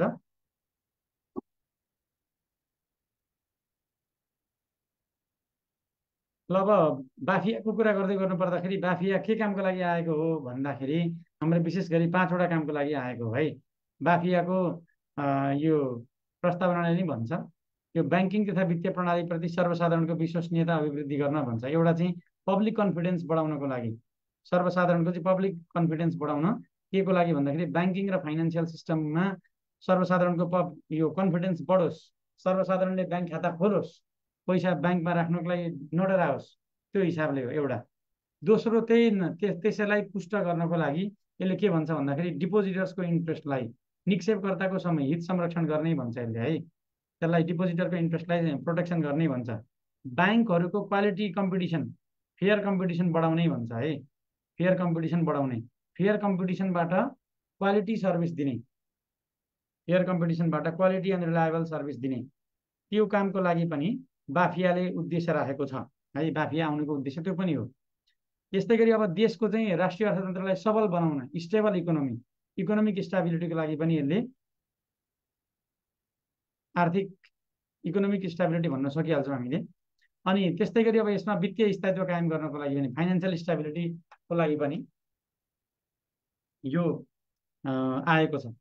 र त्यस्तै गरी ब्याङ्कहरूको सञ्चालन सम्बन्धमा, सञ्चालन भन्ने बित्तिकै ब्याङ्क खुल्नु पर्यो, ब्याङ्क सञ्चालन हुनु पर्यो, ब्याङ्क व्यवस्थापन हुनु पर्यो, ब्याङ्कको नेपाल राष्ट्र ब्याङ्कले नियमन गर्नु पर्यो, निरीक्षण गर्नु पर्यो, सुपरिवेक्षण गर्नु पर्यो है। यो निरीक्षण, नियमन, निरीक्षण र सुपरिवेक्षण, यो 3टा शब्द भने जहिले पनि नियमनकारी निकायकोमा आउँछ है। नियमनकारी निकायकोमा आउँछ। यसलाई सर्टकटमा रिस भन्ने शब्द सम्झिँदा हुन्छ। रिस भनेको रेगुलेसन, इन्सपेक्सन र सुपरभिजन। यो चाहिँ नियमनकारी निकाय जहिले रिसाउँछ भन्ने सम्झिँदाखेरि हुन्छ है। रेगुलेसन, इन्सपेक्सन र सुपरभिजन गर्छ। अर्को एउटा अनुगमन भन्ने पनि हुन्छ। अनुगमन चाहिँ अब ब्याङ्किङ सेक्टरमा राष्ट्र ब्याङ्कले अनुगमन गर्ने हो। अब त्यो चाहिँ अनुगमनको पाटो मात्र अब सीमित भएकोले त्यसलाई नर्मली सुरुवात नै नलेखिएको हो, तर अनुगमन पनि गर्छ, रिम्स भनेर सम्झिँदाखेरि हुन्छ त्यो। यसरी हेर्दाखेरि 5वटा कामको लागि चाहिँ बाफिया आएको रहेछ है। यो कुरा एकदम यो हरेक ऐन कानुनको चाहिँ मजाले बुझ्नै पर्छ। यो एउटा पब्लिक कन्फिडेन्सको लागि हो, निक्षेपकर्ताको हित संरक्षण गर्न, त्यस्तै गरी स्वस्थ प्रतिस्पर्धाबाट गुणस्तरीय र भरपर्दो सेवा दिन, क्वालिटी एन्ड रिलायबल सर्भिस दिन, फेयर कम्पिटिसनबाट, त्यस्तै गरी फाइनेन्सियल स्टेबिलिटी र इकोनोमिक सस्टेनेबिलिटीको लागि पनि हो। अनि ब्याङ्कहरूको चाहिँ यसमा इन्कर्पोरेसनदेखि लिएर अपरेसन म्यानेजमेन्टका कुरा, अनि रिस्कको लागि पनि रेगुलेसन, इन्सपेक्सन र सुपरभिजनको लागि पनि यो एक्ट आएको हो है। अब यो बरु म यो तपाईँहरूलाई फाइल यो सेयर पनि गरिदिउँला पछि, केही छैन, यो लास्टमा यो सेयर गरौँला, अथवा कृषि विकास ब्याङ्क कर्मचारी युनियनको फेसबुक पेजबाट पनि पाउन सक्नुहुन्छ यो पछि। म म उहाँहरू सरहरूलाई सेयर गरिदिन्छु, उहाँहरूले हालिदिनुहुन्छ। र यसमा चाहिँ अब अरू केही दिएको छैन। यसमा हाम्रो सर र अब यो अब एउटै क्लासमा सबै ऐन पुरै त गर्न सकिँदैन, तर मेन अब संशोधन मात्र राखिदिनु भन्नुभएकोले मैले संशोधन राखिदिएको छु है। अब हालैको संशोधन के छ त अहिलेको करेन्ट यो जुन हाम्रो संशोधन आएको छ, भर्खरैको संशोधन हाम्रो 2081 12 महिना 18 गते आएको हो। अब यो 3 महिना नागेको हुँदैन यो एक्जामको लागि चाहिँ। अब त्यो कारणले गर्दाखेरि यो परीक्षामा नआउला भन्ने लाग्छ मलाई। त्यही पनि पढिराखौँ, किन भन्दा छोटो संशोधन छ यसमा केही। तर अब यो अफिसर लेभल तयारी गरिराख्नु भएको साथीहरूलाई 6औँ तह, इभन 7औँ तह, 8औँ तहको लागि 9 तह 10 तहमा पनि यो अलिकति काम लाग्ने चाहिँ छ। यो नयाँ कुरा आएको छ। यो पोइन्टलाई तपाईँले अरू ठाउँमा लेख्न चाहिँ सक्नुहुन्छ। संशोधन लेख आउँदैन, तर अब हामीलाई ब्याङ्किङ क्षेत्रको अवसरमा चाहिँ पक्का आउँछ। यो अलिकति राम्रोसँग बुझ्नु होला है। यो चाहिँ जस्तो यसले के भन्छ भन्दाखेरि बाफियाको च्याप्टर 8, अहिले हामी त्यो बाफिया पनि पल्टाउँला। बाफियाको च्याप्टर 8मा के छ भन्दाखेरि लोन डिसबर्समेन्ट, कर्जा प्रवाह गर्ने र त्यस पछाडि हाम्रो कर्जाको रिकभरी गर्ने कुरा छ। यो भेरी भेरी इम्पोर्टेन्ट यो च्याप्टर हो है। यो भेरी भेरी इम्पोर्टेन्ट च्याप्टर हो। विशेष गरी हाम्रो आन्तरिक दिनुहुने साथीहरूलाई धेरै इम्पोर्टेन्ट छ। यो एकदम काम लाग्छ। रिकभरीको त धेरै नै काम लाग्छ, यो कर्जा प्रवाहको पनि एकदम काम लाग्छ है। यदि हामीले यसमा हेरिहाल्यौँ भने बाफियाको हाम्रो संशोधन हामीले हेरिहाल्यौँ भने यसमा हामीले देख्छौँ ट्याक्क त्यही सेक्सनै आएछ लक्कीली है। यतिकै एउटा एक्जाम टुक्का हानेको आएछ ल। जस्तो अब यो परिच्छेद 8मा छ, यो कर्जा प्रवाह र असुली सम्बन्धी 8मा छ। यसले के भन्छ भन्दाखेरि चाहिँ एउटा प्रयोजन खुलाएर मात्र दिनुपर्छ। पर्पोज वाइज लेन्डिङ हुनु पर्यो है। पर्पोज हुनु पर्यो, लेन्डिङ विथ पर्पोज भन्छ यसले। यो दफाको म बारेमा बुझाइदिन्छु। यो दोस्रो भनेको संशोधित पाठ, अहिले एकछिनमा हेरौँला संशोधित पाठ। यो पनि संशोधित पाठ एकछिनमा हेरौँला। यसले चाहिँ के भन्छ भन्दाखेरि ब्याङ्कले चाहिँ अब यसमा धितो लिनुपर्छ। दोस्रोले पहिला के भन्थ्यो भने कोलाट्रल लिनुपर्छ, कुनै पनि कोलाट्रल मोर्गेज गर्नु पर्यो, धितो लिनु पर्यो, धितोलाई दृष्टिबन्ध गर्नु पर्यो। अनि त्यस्तै गरी सँगसँगै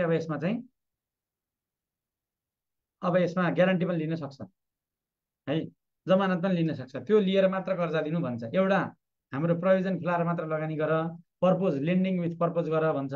दोस्रो के भन्छ भन्दाखेरि धितो सुरक्षण ल्याऊ भन्छ दोस्रो। तेस्रो के भन्छ भन्दाखेरि अब धितो सुरक्षण गर्दाखेरि मालपोत कार्यालयको पुरा काम गर्छ। मालपोत मात्र हुँदैन प्र्याक्टिकल्ली।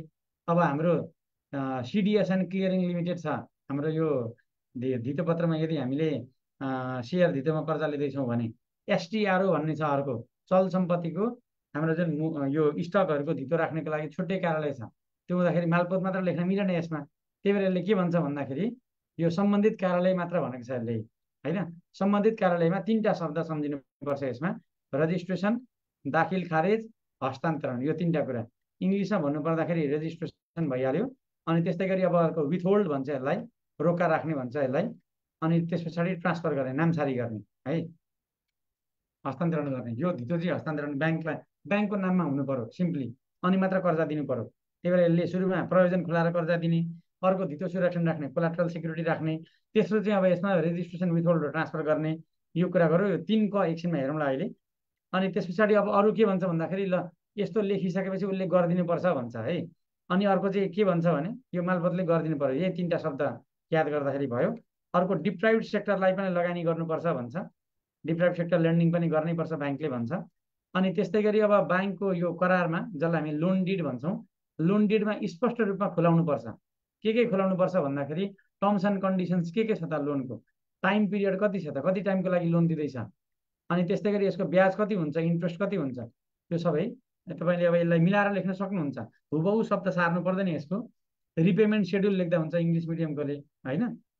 कर्जाको किस्ता यो अथवा भनौँ न यो अवधि, कर्जाको अवधि, त्यस्तै गरी शर्तहरू, ब्याज सम्बन्धी कुराहरू चाहिँ स्पष्ट रूपमा करारमा लोन डिडमा खुलाउनु पर्छ। लोन डिडमा खुलाइसकेपछि अब अरू सबैको अब विषयमा चाहिँ हाम्रो सबैलाई जानकारी दिनुपर्छ यसमा है। आवश्यक परिचय, आवश्यक यो सबैको जानकारी लिनुपर्छ। परिचयहरू को छ, अब ग्यारेन्टर को छ यसमा होइन। यो कुनै अब फर्म कम्पनी छ भने त्यसमा यो डाइरेक्टरदेखि लिएर अनि बढी सेयर लिनेहरूदेखि लिएर पार्टनरदेखि लिएर यो सबै फ्यामिली डिटेल्सहरू सबै खुलाउनुपर्छ, अनि मात्र लोन दिनुपर्छ। अनि त्यस्तै गरी अब यसमा यो हाम्रो कति तपाईँले टाइममा तिर्नु भएन भने यस्तो यस्तो हुन्छ भन्ने कुराहरू सबै यो बरोबरलाई पनि दिनु पर्यो अनि ग्यारेन्टरलाई पनि दिनु पर्यो। यो सबै कुरा दिनु पर्यो। लास्टमा उसले कुनै बेला लोनको स्टेटमेन्ट माग्यो भने मेरो ब्याज दर कति छ, मेरो किस्ता कति बाँकी छ भन्ने कुरा, कर्जा सम्बन्धी जानकारी माग्यो भने दिनुपर्छ। त्यति कुरा रहेछ यसमा है। भनेको दफा 55 एकदम इम्पोर्टेन्ट दफा हो यो। यसमा केही गाह्रो छैन। एउटा प्रयोजन खुलाएर कर्जा दिनु पर्यो, अर्को धितो लिनु पर्यो, अर्को धितोलाई नामसारी गर्नु पर्यो होइन, रजिस्ट्रेसन, दाखिल खारेज, हस्तान्तरण त्यो गर्नु पर्यो। त्यसको लागि सम्बन्धित कार्यालयलाई लेख्ने, त्यो कार्यालयले लेखेपछि गर्नुपर्छ।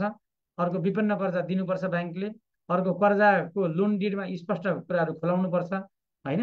अनि ग्यारेन्टरहरूलाई पनि सबै यो ग्यारेन्टरदेखि लिएर यो फर्म कम्पनीहरू जो छन्, फर्म कम्पनीहरूको जुन डाइरेक्टरको कुरा, डाइरेक्टरको, अनि त्यस्तै गरी राष्ट्र ब्याङ्कले तोकेभन्दा बढी सेयर लिने, जसलाई हामी उल्लेख्य स्वामित्व भएका सेयरधनी भन्छौँ, त्यस्तो सेयरधनीहरूको विवरण लिनेदेखि लिएर अरू सबै ग्यारेन्टरहरूको लागि पनि यति जरिवाना हुन्छ, यति हर्जना लाग्छ, असुली कारवाही हुन्छ भन्ने कुराहरू सबै जानकारी दिनु पर्यो।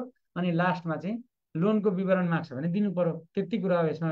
अब यसमा दुईटा कुरा थपिएको छ संशोधनले। के कुरा थप्यो भन्दाखेरि मैले यहाँबाट देखाउँछु। अब पुरानो व्यवस्थाले के भन्छ, अघि मैले भनेकै कुरा भन्छु है, धितो सुरक्षण ल्याऊ अनि मात्रै कर्जा देऊ, आफ्नो र निक्षेपकर्ताको हित सुरक्षा हुने गरी ऋण प्रवाह गर्नुपर्ने छ। यो पुरानै व्यवस्था हो है। यो अहिले नयाँ व्यवस्था के थप्यो भने त्यो कुरा सबै राखेको छ। हेर्नु, यो सर र पढ्नु एकचोटि याद भइहाल्छ।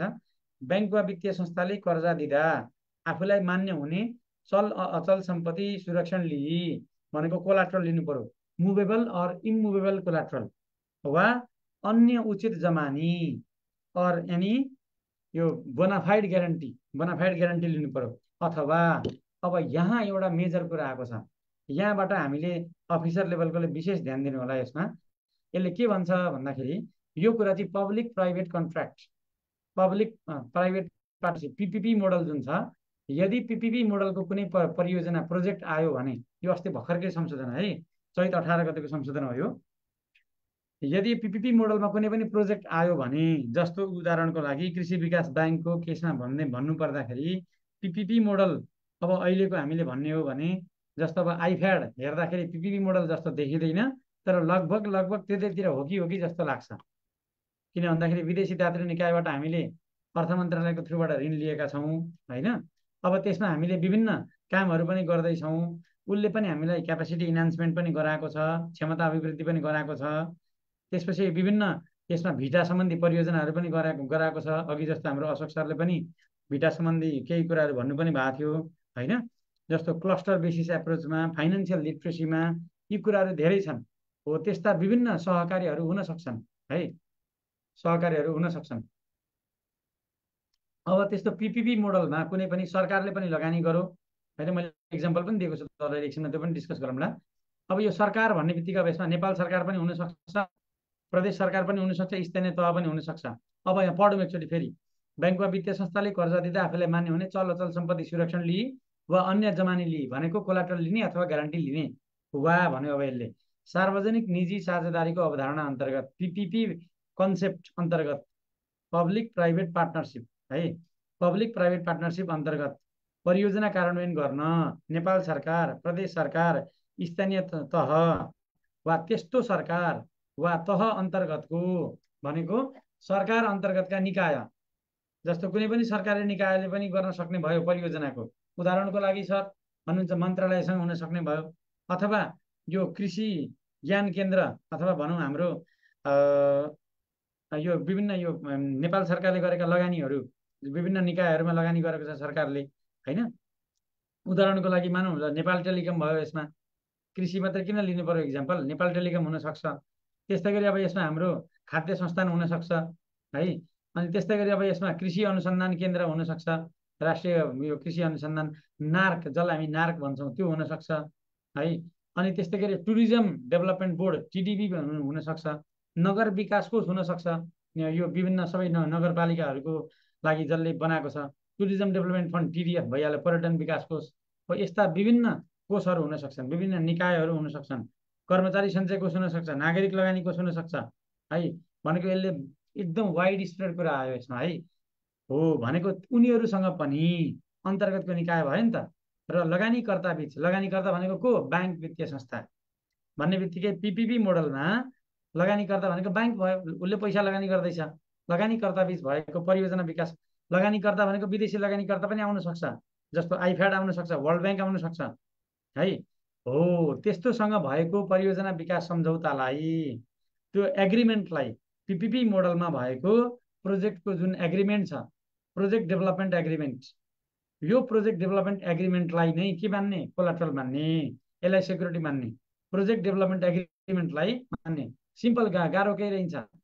पिपिपी मोडलमा जुन हाम्रो प्रोजेक्टको डेभलपमेन्ट एग्रिमेन्ट हुन्छ from the federal government, project province government or local government or any bodies under such governments, simply हाम्रो फेडरल अनि province government, local government or any bodies, अरू अन्य कुनै पनि बडी छ जुन चाहिँ अन्डर सच गभर्मेन्ट, त्यस्तो छ भने हो, त्यस्तोसँग हामीले जुन एउटा प्रोजेक्ट डेभलपमेन्ट एग्रिमेन्ट गर्छौँ त्यो एग्रिमेन्ट नै धितो हुन्छ, त्यो एग्रिमेन्ट नै कोलाट्रल हुन्छ। त्यस्तोको आधारमा कर्जा दिन पाइन्छ। अब यस्तो केसमा त तनाव पनि हुन सक्ने भयो। अब यस्तो केसमा उसले के गरिदिएको छ भन्दाखेरि अर्को कुराले यसले केही अर्को संशोधन थपेको छ, यसले एउटा नयाँ कुरा ल्याएको छ।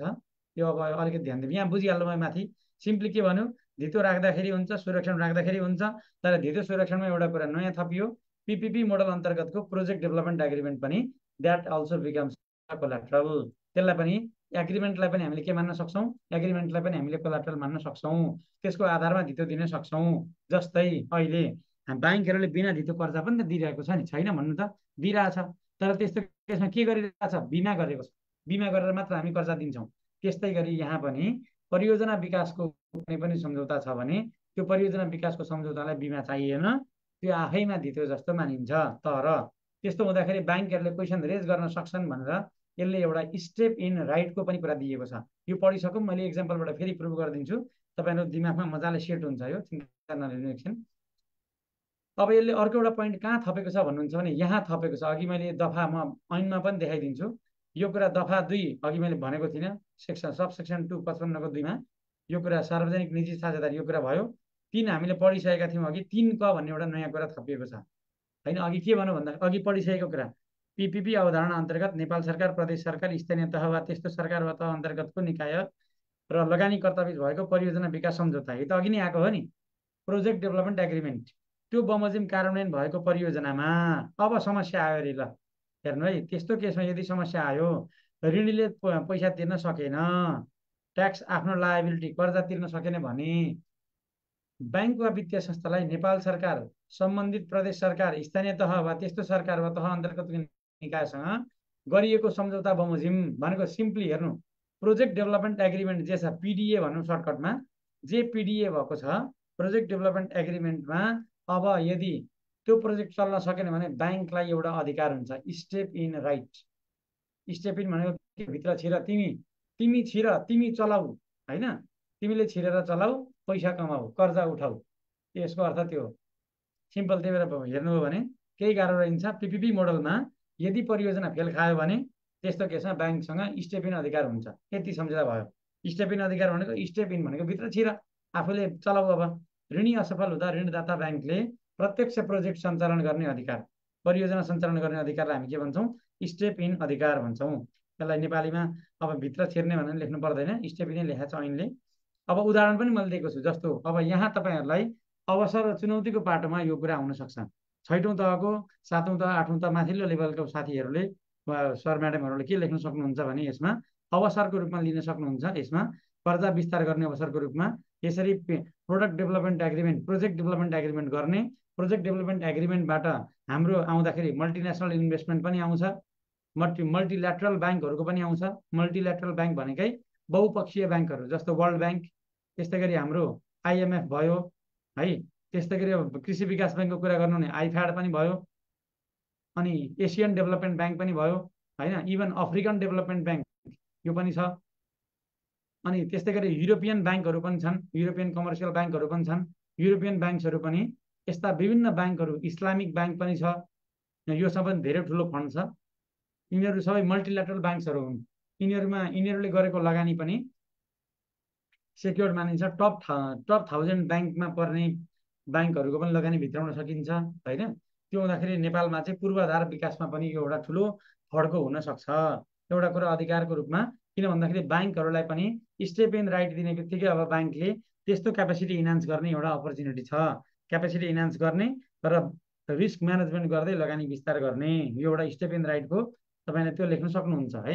मैले एउटा दुईवटा एक्जाम्पल पनि दिएको छु। जस्तो नेपालमा के हुन सक्ला हेर्नु, माथिल्लो तामाकेसी जलविद्युत जस्ता आयोजना यो पिपिपी मोडलमा सञ्चालित छ यो है, पिपिपी मोडलमा सञ्चालित छ। यस्ता आयोजनाहरू अझै बढाउन सकिन्छ। एकीकृत फोहोर व्यवस्थापन परियोजना, अब मैले 3टा मात्रै एक्जाम्पल दिएको छु, हजुरहरूले थप्न सक्नुहुन्छ।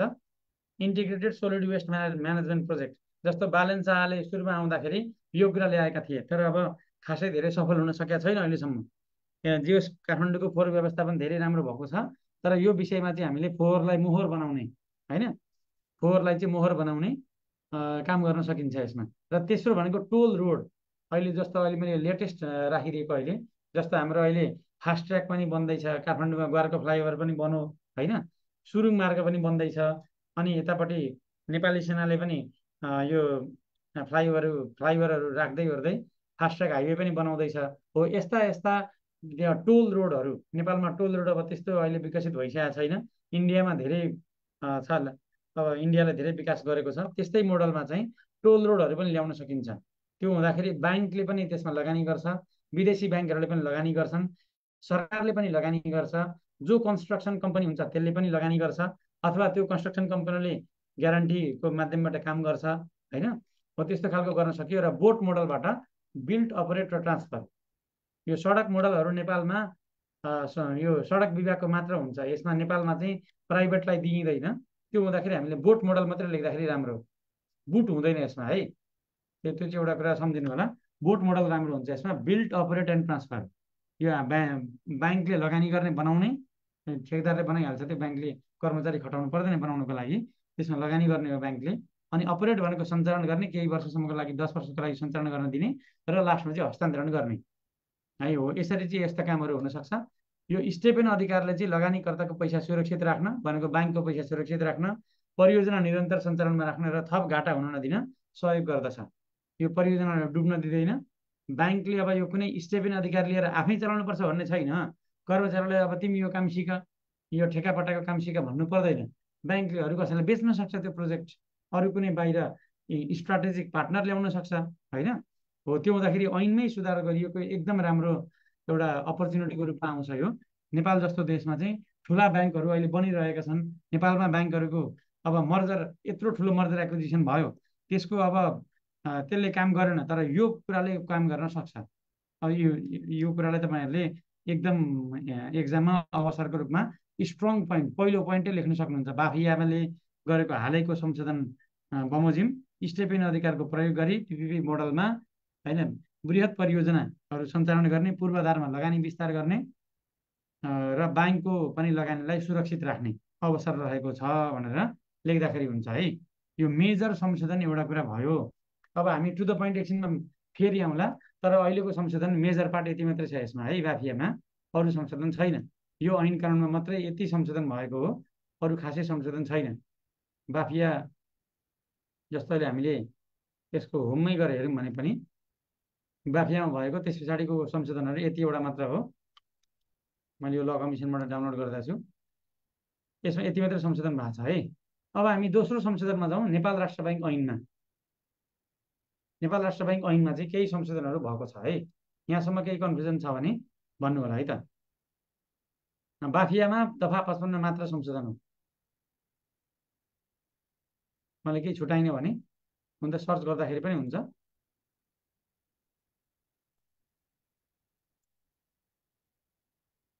यति कन्ट्रोल सी गरेर कन्ट्रोल एफए गरेर हेरौँ न। मैले पनि धेरै हेर्न भ्याएको छैन, एउटा भयो, दुईवटा भयो, तिनवटा भयो, यति नै होला, त्योभन्दा छैन अरू है। दफा 55 मात्र संशोधन हो, अरू छैन। ल ठिक छ। अब हामी नेपाल राष्ट्र ब्याङ्क एक्ट, यसमा पनि केही संशोधनहरू भएको छन्। यसमा दुईवटा संशोधन भएको छ, एउटा सम्पत्ति शुद्धिकरण निवारण ऐनमा, अर्को यही एउटा सहकारीसँग सम्बन्धित कुराहरू पनि आएको छ यसमा। यहाँ पनि संशोधन भएको छ है। अब यो एक्टहरू पुरै गर्दाखेरि अब नेपाल राष्ट्र ब्याङ्कको पनि थोरै डिस्कसन गरिराखौँ यसमा। नेपाल राष्ट्र ब्याङ्क ऐन अब नेपालको केन्द्र सबैलाई थाहा छँदैछ।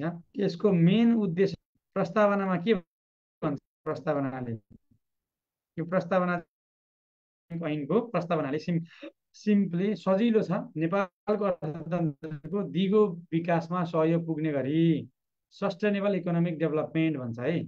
Sustainable economic development of Nepal भन्छ। Simply sustainable development of economy of Nepal भने पनि भयो, simply sustainable economic development of Nepal यतिसम्मको चल्छ है लेख्न ऐनमा। हुबहु पुरै इकोनोमिक डेभलपमेन्ट अफ नेपालमा सहयोग गर्नको लागि हो। अर्को मूल्य र शोधनान्तर स्थिरता, stability of price and BOP होइन। र त्यस पछाडि अर्को चाहिँ फाइनेन्सियल सेक्टर स्टेबिलिटी। यो तीनटा कामको लागि चाहिँ केन्द्रीय ब्याङ्क चाहिन्छ एउटा भनेर नेपाल राष्ट्र ब्याङ्क एक्ट आएको हो। वित्तीय क्षेत्र सुधार गर्नको लागि, फाइनेन्सियल सेक्टर स्टेबिलिटीको लागि, यो तीनटा काम गर्नको लागि एउटा सेन्ट्रल ब्याङ्क चाहिन्छ होइन, एउटा केन्द्रीय ब्याङ्क चाहिन्छ। त्यसैको लागि ब्याङ्क स्थापना गर्न वाञ्छनीय भएकोले भनेको, वाञ्छनीय भनेको यो रिक्वायर्ड छ, त्यही भएर यसमा Nepal Rastra bank is needed होइन as a central bank. Central ब्याङ्कको लागि यो मेन तीनटा काम, एउटा सस्टेनेबल इकोनोमिक डेभलपमेन्टमा सपोर्ट गर्न, त्यस्तै गरी यो स्टेबिलिटी अफ प्राइस मूल्य स्थिरता र शोधनान्तर स्थिरता कायम गर्न, अर्को वित्तीय क्षेत्रको स्थायित्व कायम गर्न। यो तीन कामको लागि चाहिँ एनआरबी ऐन आएको, यति कुरा सम्झिनु पर्यो। अब यसमा मेजर संशोधनमै जाउँ। संशोधनमा हाम्रो के छ भन्दाखेरि दफा 5मा संशोधन छ। एउटा मेन दफा 5मा नेपाल राष्ट्र ब्याङ्कको कार्यमा संशोधन छ है। यो कुरा अब विशेष गरी अब अहिले सहकारीका काण्ड मुछेको समयमा दुईटा कुरा सहकारीको संशोधन आएको छ। यसमा विशेष गरी जब नेपाल ग्रे लिस्टमा पर्यो, यो ग्रे लिस्टको पनि कुरा गरौँला एकछिनमा। एएमएल ऐनमा हुन त एएमएल ऐनको लागि हामीले अघिल्लो वर्ष कृषि विकास ब्याङ्क कर्मचारी युनियनले नै क्लास गर्दाखेरि त्यतिखेरका भिडियो पनि हेर्न सक्नुहुन्छ। त्यो बेला नै हामीले डिस्कस गरिसकेका छौँ संशोधनहरू त्यतिखेर एएमएल ऐनको। त्यही फेरि पनि डिस्कस गरौँला त्यो विषयमा। नेपाल ग्रे लिस्टमा परिसकेपछि ग्रे लिस्टबाट हटाउनको लागि चाहिँ यो नेपाल राष्ट्र ऐनमा पनि संशोधन गरिएको छ। त्यही भएर हजुरहरूले हेर्नुभयो भने माथि पनि यहाँ एउटा कुरा लेखिएको छ है, सम्पत्ति शुद्धिकरण निवारण तथा व्यावसायिक वातावरण प्रवर्तन सम्बन्धी केही ऐनलाई संशोधन गर्ने ऐन 2080 त्यसले संशोधन गरेको हो। यसले 3 ठाउँ संशोधन गरेको छ, 2 ठाउँ संशोधन गरेको छ। मेन 3 बुदा छ। एउटा भनेको सहकारी, यो नेपाल राष्ट्र ब्याङ्कले के कार्य गर्छ एकचोटि सारा रिपिट गरिदिइहालौँ। दफा 5मा यसले के भन्छ भन्दाखेरि एउटा ब्याङ्क नोट र सिक्का निष्कासन गर्छ, अर्को मौद्रिक नीति मोनेटरी पोलिसी जारी गर्छ, अर्को 3टा विदेशी विनिमय छ, 3टा। एउटा विदेशी विनिमय नीति निर्धारण गर्छ, विनिमय दर पद्धति फरेक्स, एउटा फरेक्स पोलिसी गर्छ, अर्को फरेक्सको रेट गर्छ, रेटलाई डिटरमाइन गर्छ, र अर्को फरेक्सको रिजर्भ विदेशी विनिमय सञ्चिति। यो पोलिसी रेट र रिजर्भलाई चाहिँ नेपाल राष्ट्र ब्याङ्कले हेर्छ है। अर्को ब्याङ्क नोट सुरुवातमा भइहाल्यो, ब्याङ्क नोट र सिक्काको कुरा भयो, अर्को मौद्रिक नीति भयो। यसरी 5वटा थियो। अर्को चाहिँ अघि मैले तपाईँहरूलाई सुरुमै भनेको थियो रिस गर्ने भनेको थियो ब्याङ्कले, यसमा चाहिँ रिम्स गर्छ, एउटा थपिएको छ, रेगुलेसन इन्सपेक्सन मोनिटरिङ र सुपरभिजन गर्ने, र सँगसँगै ब्याङ्कहरूलाई लाइसेन्स दिने है। अनि कारोबारको रिम्स अफ दियर ट्रान्जेक्सन, र तिनको कारोबारको चाहिँ रिम्स गर्ने काम यसले गर्छ।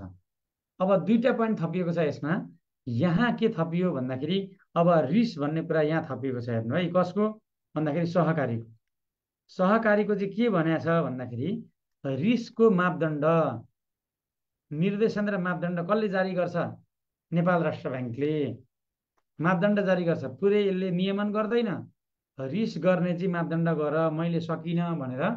अब सहकारीको कसले नियमन गरिरहेको थियो भन्दाखेरि अहिले पनि गरिरहेछ सहकारी विभागले है। नेपाल सरकार अन्तर्गतको सहकारी विभाग छ, यसले नियमन गर्ने गरेको छ है। सहकारी विभागले गर्ने गरेको छ, कोअपरेटिभ डिपार्टमेन्टले। अब तर यसले राम्रोसँग नियमन गर्न सकेन, यसले नेपाल राष्ट्र ब्याङ्कलाई नै जिम्मा दिएको छ। अब राष्ट्र ब्याङ्क बाध्य भएर यसमा राष्ट्र ब्याङ्कलाई चित्त नबुझी पनि राष्ट्र ब्याङ्कले लिनु परेको काम। किन भन्दा यो एकदमै च्यालेन्जिङ काम हो। यो सहकारीको लामो धेरै सहकारी छन् नेपालमा, करिब 30,000 सहकारी छन्। पहिला अझै बढी थिए, केही सहकारी बन्द पनि भएको छन् बिचमा। 30,000 जति सहकारी छन्। 30,000 सहकारीको कसरी उसले नियमनको गर्न त सक्दैन, त्यही भएर मापदण्ड मात्रै भए पनि तिमी जारी गरिदेऊ, जिम्मा मेरो हो भनेर सरकारले चाहिँ यसमा एउटा जिम्मा दिएको छ। सिम्पली रिस्क गर्ने निर्देशन र मापदण्ड, डाइरेक्सन र स्ट्यान्डर्ड चाहिँ कसले जारी गर्छ भन्दाखेरि डाइरेक्सन र स्ट्यान्डर्ड चाहिँ जारी गर्ने काम राष्ट्र ब्याङ्कको हो। रिस्कको डाइरेक्सन र स्ट्यान्डर्ड, रेगुलेसन, इन्सपेक्सन र सुपरभिजन के को? सहकारीको, क्रेडिट सेभिङ एन्ड क्रेडिट कोअपरेटिभको है, बचत तथा ऋण सहकारीको नियमन, निरीक्षण र सुपरिवेक्षणको मार्ग निर्देशन तथा मापदण्ड जारी गर्ने एउटा काम। अर्को कुरा के भन्छ भन्दाखेरि अब यो त सबै धेरै सहकारीहरू भए, तर ठुला सहकारी थोरै छन्, त्यो मैले गर्न सक्दिनँ, तिमी गर भनेर दिएको छ है।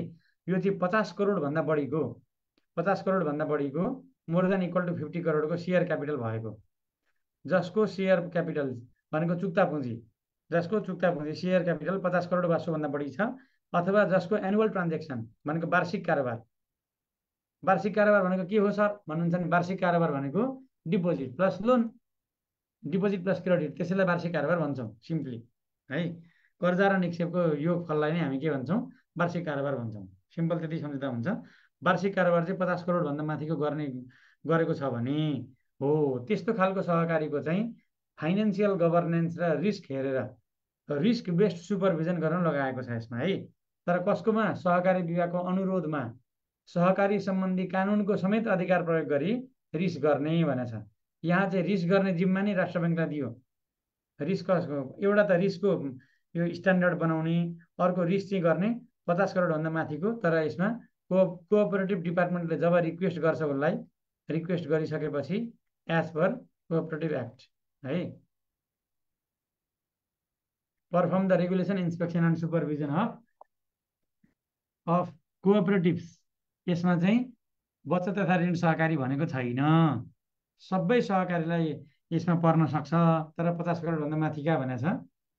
Of cooperatives based on financial governance and risk, financial governance and risk on the request of cooperative department as per cooperative laws, त्यति भन्दाखेरि हुन्छ है। कोअपरेटिभ लजको आधारमा कोअपरेटिभ डिपार्टमेन्टको रिक्वेस्टमा यो फाइनेन्सियल गभर्नेन्स र रिस्क हेर्दै रिस्क गर्ने, रेगुलेसन, इन्सपेक्सन र सुपरभिजन गर्ने, यो दुईटा कुरा थपिएको छ। बाँकी भनेको सजिलो छ। सरकारको ब्याङ्कर, सल्लाहकार र वित्तीय एजेन्टको रूपमा काम गर्ने हो।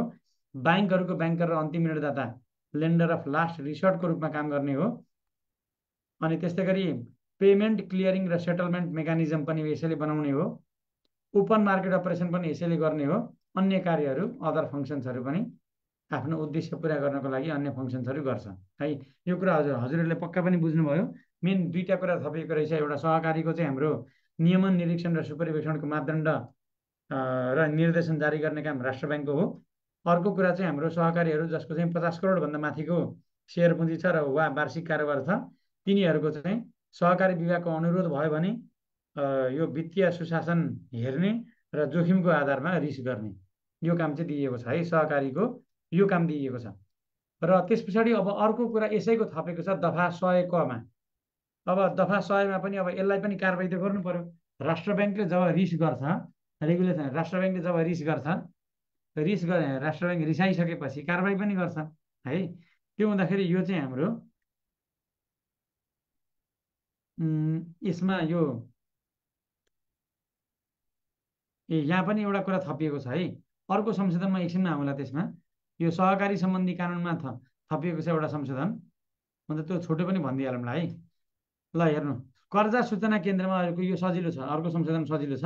एउटा मात्र नयाँ संशोधन हो यो, अहिले भर्खरै आएको 2081 साल चैत 18 गते आएको हो यो। कर्जा सूचना केन्द्रमा चाहिँ यो चाहिँ हाम्रो अब ग्रे लिस्टबाट हट्दैन भन्ने हिसाब आइसकेपछि अनि सहकारीको पनि विभिन्न यो अहिले धेरै मुद्दा मामिला भइसकेपछि, धेरै काण्ड भइसकेपछि सहकारीमा पनि यो सहकारीले पनि के दिनु पर्यो? कर्जा सूचना दिनु पर्यो। सिआइसीमा सहकारीलाई पनि राखिएको छ है, कोअपरेटिभलाई पनि राखिएको छ। यो कुरा सम्झिराख्दाखेरि हुन्छ। सिम्पल यो तपाईँलाई कहाँ काम लाग्छ यो क्वेसन भन्दाखेरि नेपालको वित्तीय क्षेत्र सुधारमा काम लाग्छ। यो नेपालको वित्तीय क्षेत्र सुधारमा हालै के कस्ता प्रगति भइरहेका छन्, आगामी दिनमा के कस्तो सुधार गर्न सकिन्छ भन्ने कुरामा सहकारीको नियमनको कुरा लेख्न सक्नुहुन्छ। अर्को कुरा हाम्रो सहकारीको पनि अब कर्जा सूचनालाई थप गुणस्तरीय बनाउने अनि सहकारीका यो जति पनि घोटालाहरू भएका छन् तिनलाई कारबाही गर्ने, ती कुराहरू थप्न सक्नुहुन्छ। एकदम वित्तीय क्षेत्र सुधारमा यो पनि लेख्न सकिन्छ है। ब्याङ्किङमा त यो कुरा परेन, ब्याङ्कहरूको वाणिज्य ब्याङ्कको कुरामा यो परेन, तर जब वित्तीय क्षेत्र सुधारको कुरा आउँछ त्यो मा चाहिँ यो पर्यो। मजाले सहकारीको 2-3टा पोइन्ट एकदम राम्रोसँग बन्छ है।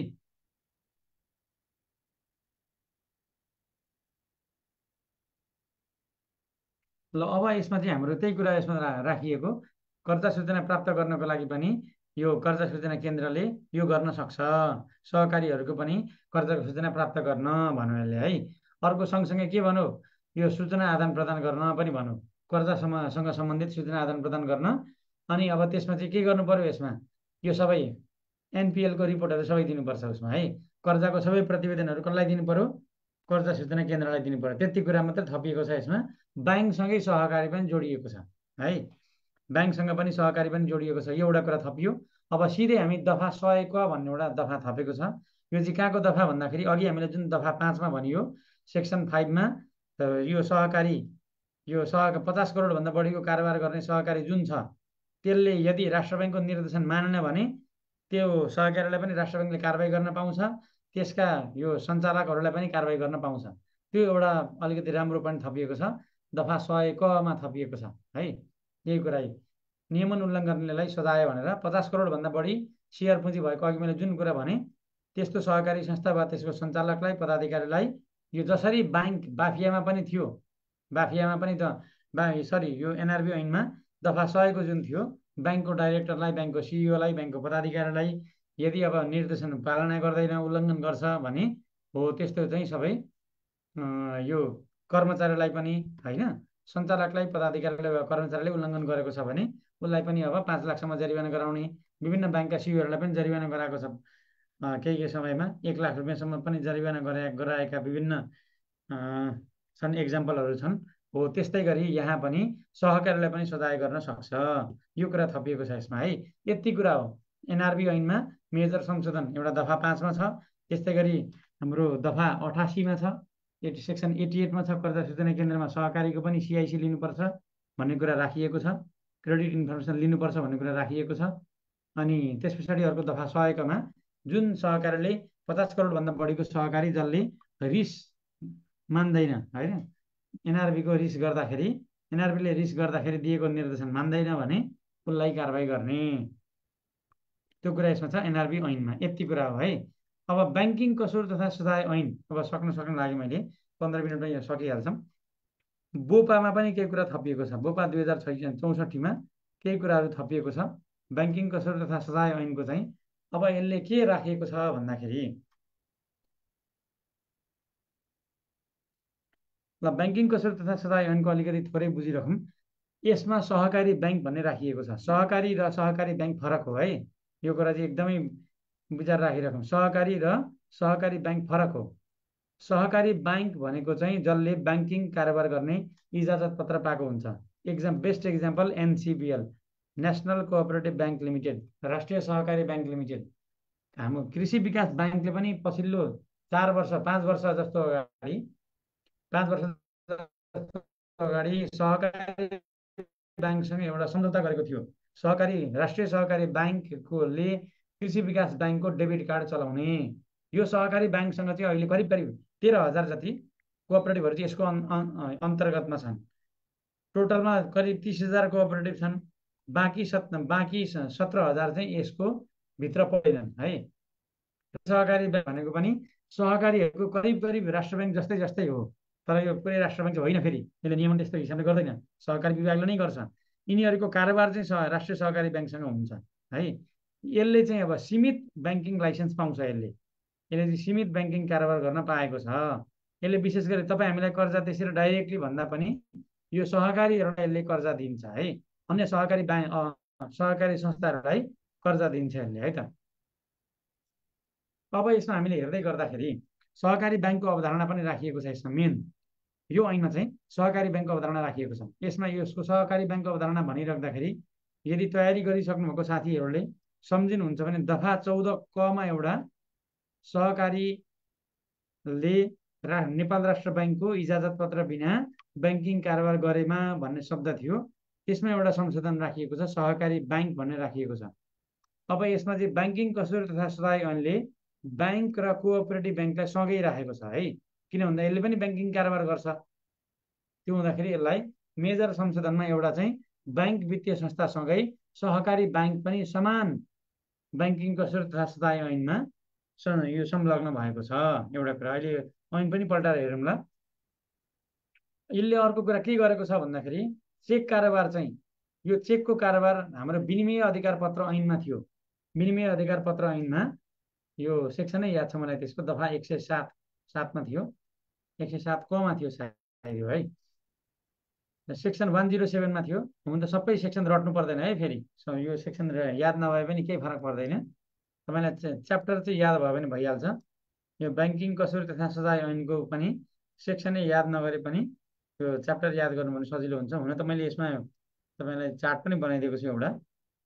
यसमा यसले के भन्छ भन्दाखेरि हाम्रो यो विनिमय अधिकार पत्र ऐनमा चाहिँ जस्तो चेक बााउन्स गर्ने त्यो त्यस्तो सम्बन्धमा 3 महिनासम्म कैद हुने भन्ने थियो। अब त्यसलाई हटाइयो पुरै, अनि 5 वर्षसम्म मुद्दा मामिला गर्न पाइन्थ्यो, त्यो पनि हटो।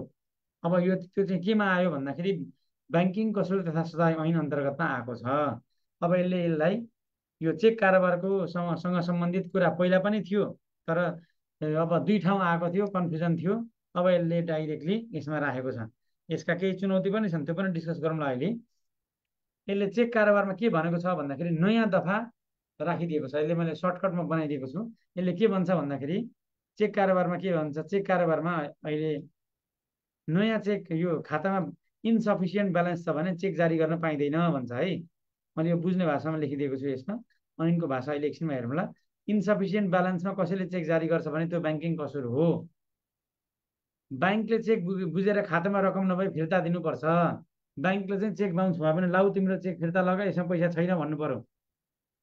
अनि त्यस पछाडि अब चेक फिर्ता हुँदा धारकले प्रमाण मागेमा भने अब मानौँ अब चेक बााउन्स भयो, तपाईँलाई कसैले चेक दियो, ब्याङ्कमा जानुभयो, अब ब्याङ्कले चाहिँ के भन्नु भन्दाखेरि यसमा ब्यालेन्स छैन भनेर फिर्ता दियो।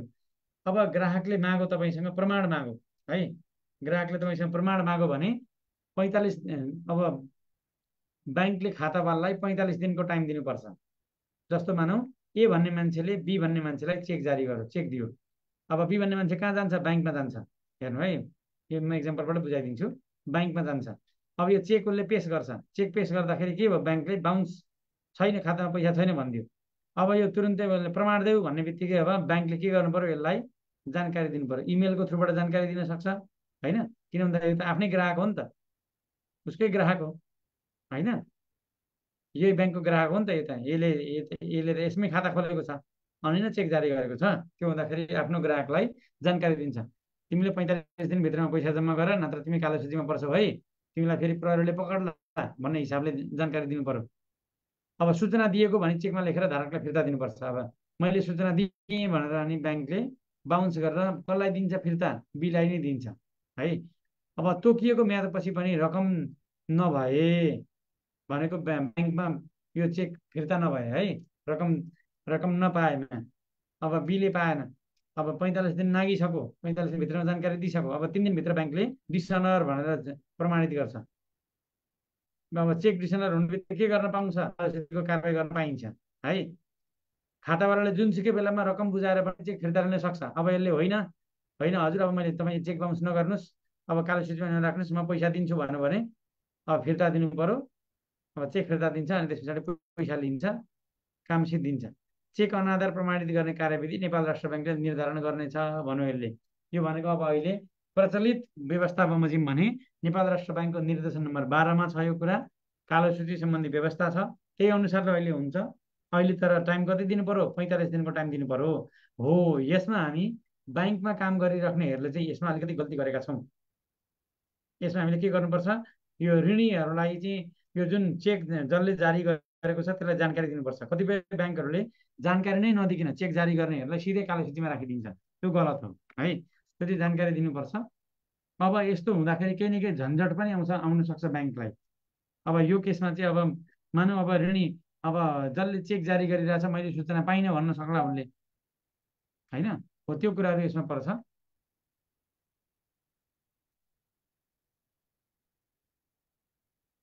त्यो कुरा यसमा दिइएको छ है। ल भन्ने बित्तिकै अब सिम्पली यसमा एउटा दफा 3 क भन्ने एउटा नयाँ दफा थपेको छ। यसले के भन्छ सिम्पली यो यतिकै ब्यालेन्स छैन भने चेक जारी गर्न पाइँदैन। अनि त्यस पछाडि यो पेमेन्ट पनि क्लेम गर्न पाइँदैन। अब ब्यालेन्स छैन भने फिर्ता दिनुपर्छ। जो अब बेनिफिट जो पेयी छ एकाउन्ट पेयी छ चेकको पेयी छ त्यो पेयीले यदि माग्यो भने उसलाई अब इन्फर्मेसन दिनुपर्ने भयो भने जो अब एकाउन्ट होल्डर छ खातावाला छ उसलाई जानकारी दिनु पर्यो। अनि 45 दिनभित्र सूचना दिनु पर्यो। 45 यो सूचनाभित्रमा पनि अब 3 दिन नागिसक्यो भने त्यतिमा पनि ब्यालेन्स आएन भने त्यस्तो केसमा चाहिँ के गर्नु पर्यो चेक डिसनर भएको अनादर भएको प्रमाणित गर्नु पर्यो। त्यस पछाडि राष्ट्र ब्याङ्कले तोके बमोजिम चेक कारबाही चलाउनु पर्यो। त्यही कुरा यसमा दिएको छ है। सिम्पली अब यसमा दफा 14 क मैले अघि भनिहालेँ सहकारी ब्याङ्कले चाहिँ राष्ट्र ब्याङ्कबाट लाइसेन्स नलिकन ब्याङ्किङ कारोबार गर्न पाउँदैन। 45 दिनभित्र रकम जम्मा गर्नुपर्छ हो। 45 डेजको टाइम हुन्छ है। 45 डेजको टाइम हुन्छ। सरोजीले राम्रो क्वेसन सोध्नुभयो। ल अब यस पछाडि दण्ड सजायको कुरामा मैले यही कुरा एउटा चार्ट बनाइदिएको छु। यो चार्ट तपाईँले एकदम यही चार्ट बनाउनु भयो भने एक्जाममा मजाले मार्क्स आउँछ है। सजिलो छ हेर्नु। दफा 3 को कसुर भन्ने मैले दफासहित लेखिदिएको छ। अनधिकृत खाता खोल्यो भने बिगो बराबर जरिवाना हुन्छ र 3 महिनासम्म कैद हुन्छ। अब यो ऐन नै पढ्न चाहिँ हामीलाई समय लाग्छ अहिले। दफा 3 क को कसुर छ तपाईँले पक्कै पनि तयारी गरिसक्नु भएको छ। यो चार्टै बनाउँदाखेरि हुन्छ। दफा 3 क को कसुर अघि जुन चेक अनादरको कुरा गरियो ब्यालेन्स इन्सफिसियन्ट ब्यालेन्स छ अनि त्यस पछाडि चेक जारी भएको छ 45 डेजभित्रमा जम्मा गर्नु भनेको छ उसले जम्मा गरेन भने त्यो के भयो ब्याङ्किङ कसुर भयो। त्यस्तो केसमा 15 लाखसम्मको चेक छ कतिसम्म कैद हुन्छ 1 महिनासम्म कैद। 15 लाखदेखि 50 लाखसम्मको कैद छ यो चाहिँ अब प्रहरीमा उजुरी दिनु पर्यो है। प्रहरीमा उजुरी दिनको लागि कति टाइमसम्म दिन पाइन्छ भन्दाखेरि 6 महिनाभित्रमा उजुरी दिनु पर्यो।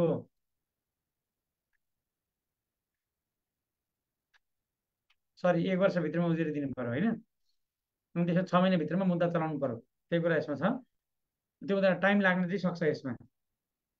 त्यो हुँदा पहिला भन्दा अलिकति अप्ठ्यारो भयो भन्ने अलिकति कम्प्लेन आएको हो यसमा।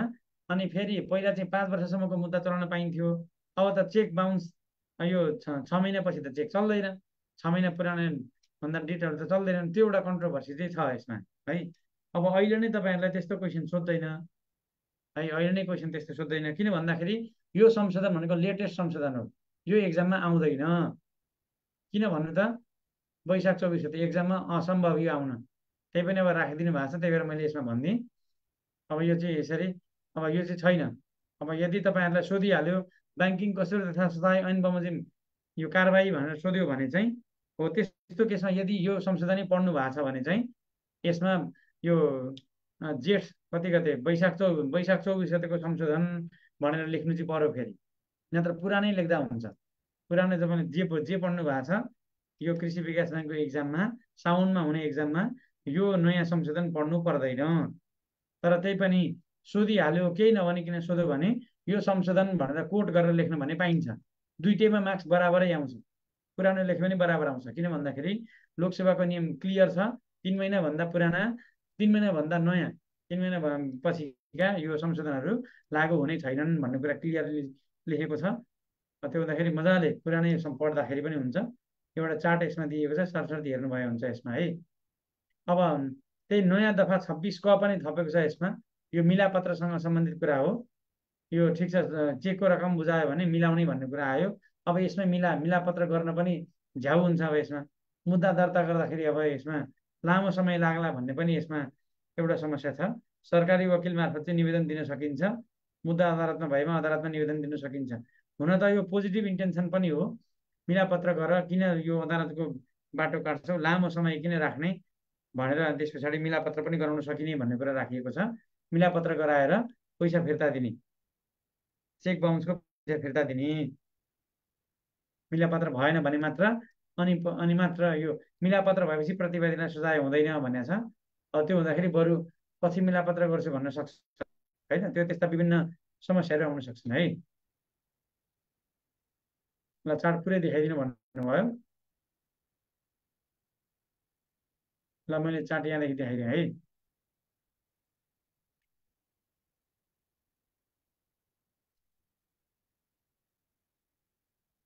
र समग्रमा भन्नुपर्दाखेरि अब हाम्रो यसमा यो ब्याङ्किङ कसर तथा सजाय ऐन पनि एउटा मेजर संशोधन थियो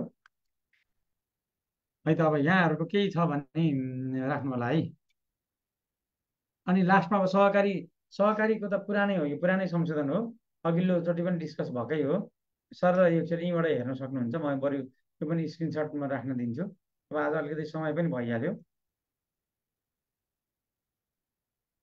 पुरानै संशोधन हो है, यो चाहिँ स्क्रिनसट लिन सक्नुहुन्छ यो।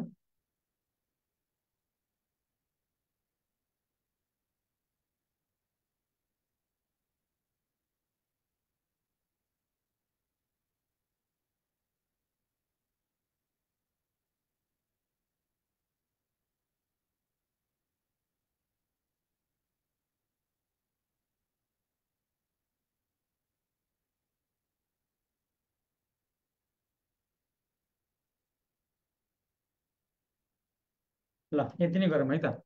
यो सहकारीको चाहिँ अब अघिल्लोचोटिकै भएकोले फेरि अलि लामै समय लाग्छ यसको लागि डिस्कस गर्न। अरू कुनै बेला भ्याइएसम्म डिस्कस गरौँ ल। नत्र हजुरहरूले मैले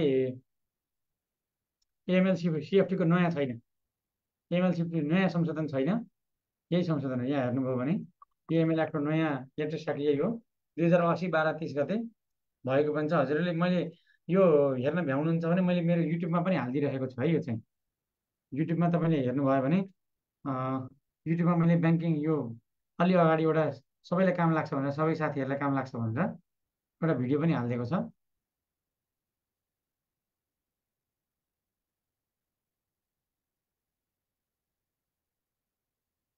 छैन क्या हो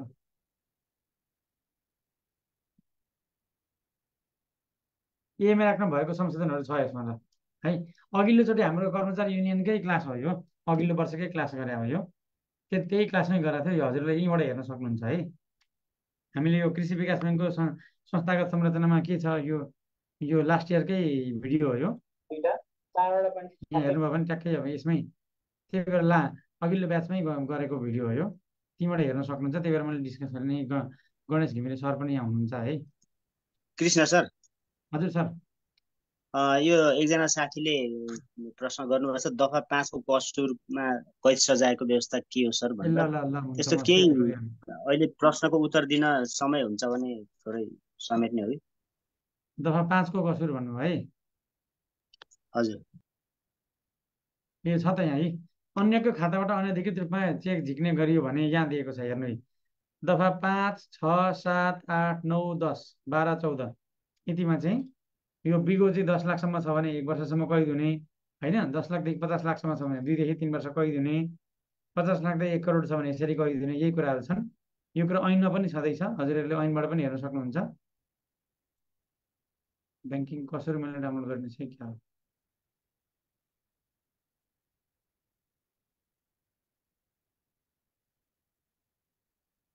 ल ठिक छ, यही कुरा हो है। ब्याङ्किङ कसुर तथा सजाय ऐनमा पनि छ यो।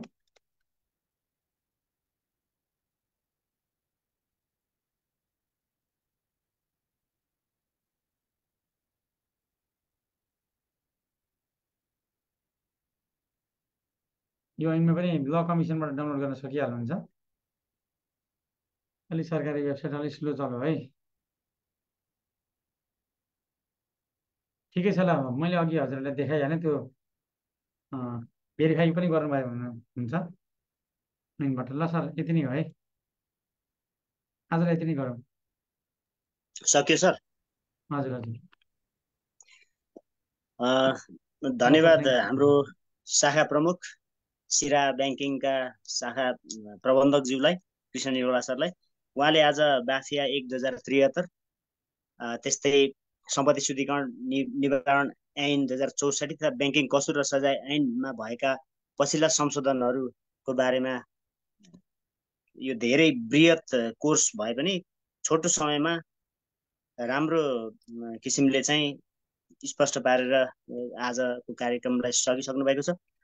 अब भोलि हाम्रो क्वालिटी म्यानेजमेन्ट फ्रेमवर्कसँग सम्बन्धित विषयमा क्लास हुनेछ र भोलिको क्लास कृषि विकास ब्याङ्क लिमिटेडका वरिष्ठ शाखा प्रमुख भोला नेपाल सरको हुनेछ। उहाँ सायद आज जोडिनु भएको छ होला, भोलि उहाँलाई हामी सम्पर्क गर्नेछौँ।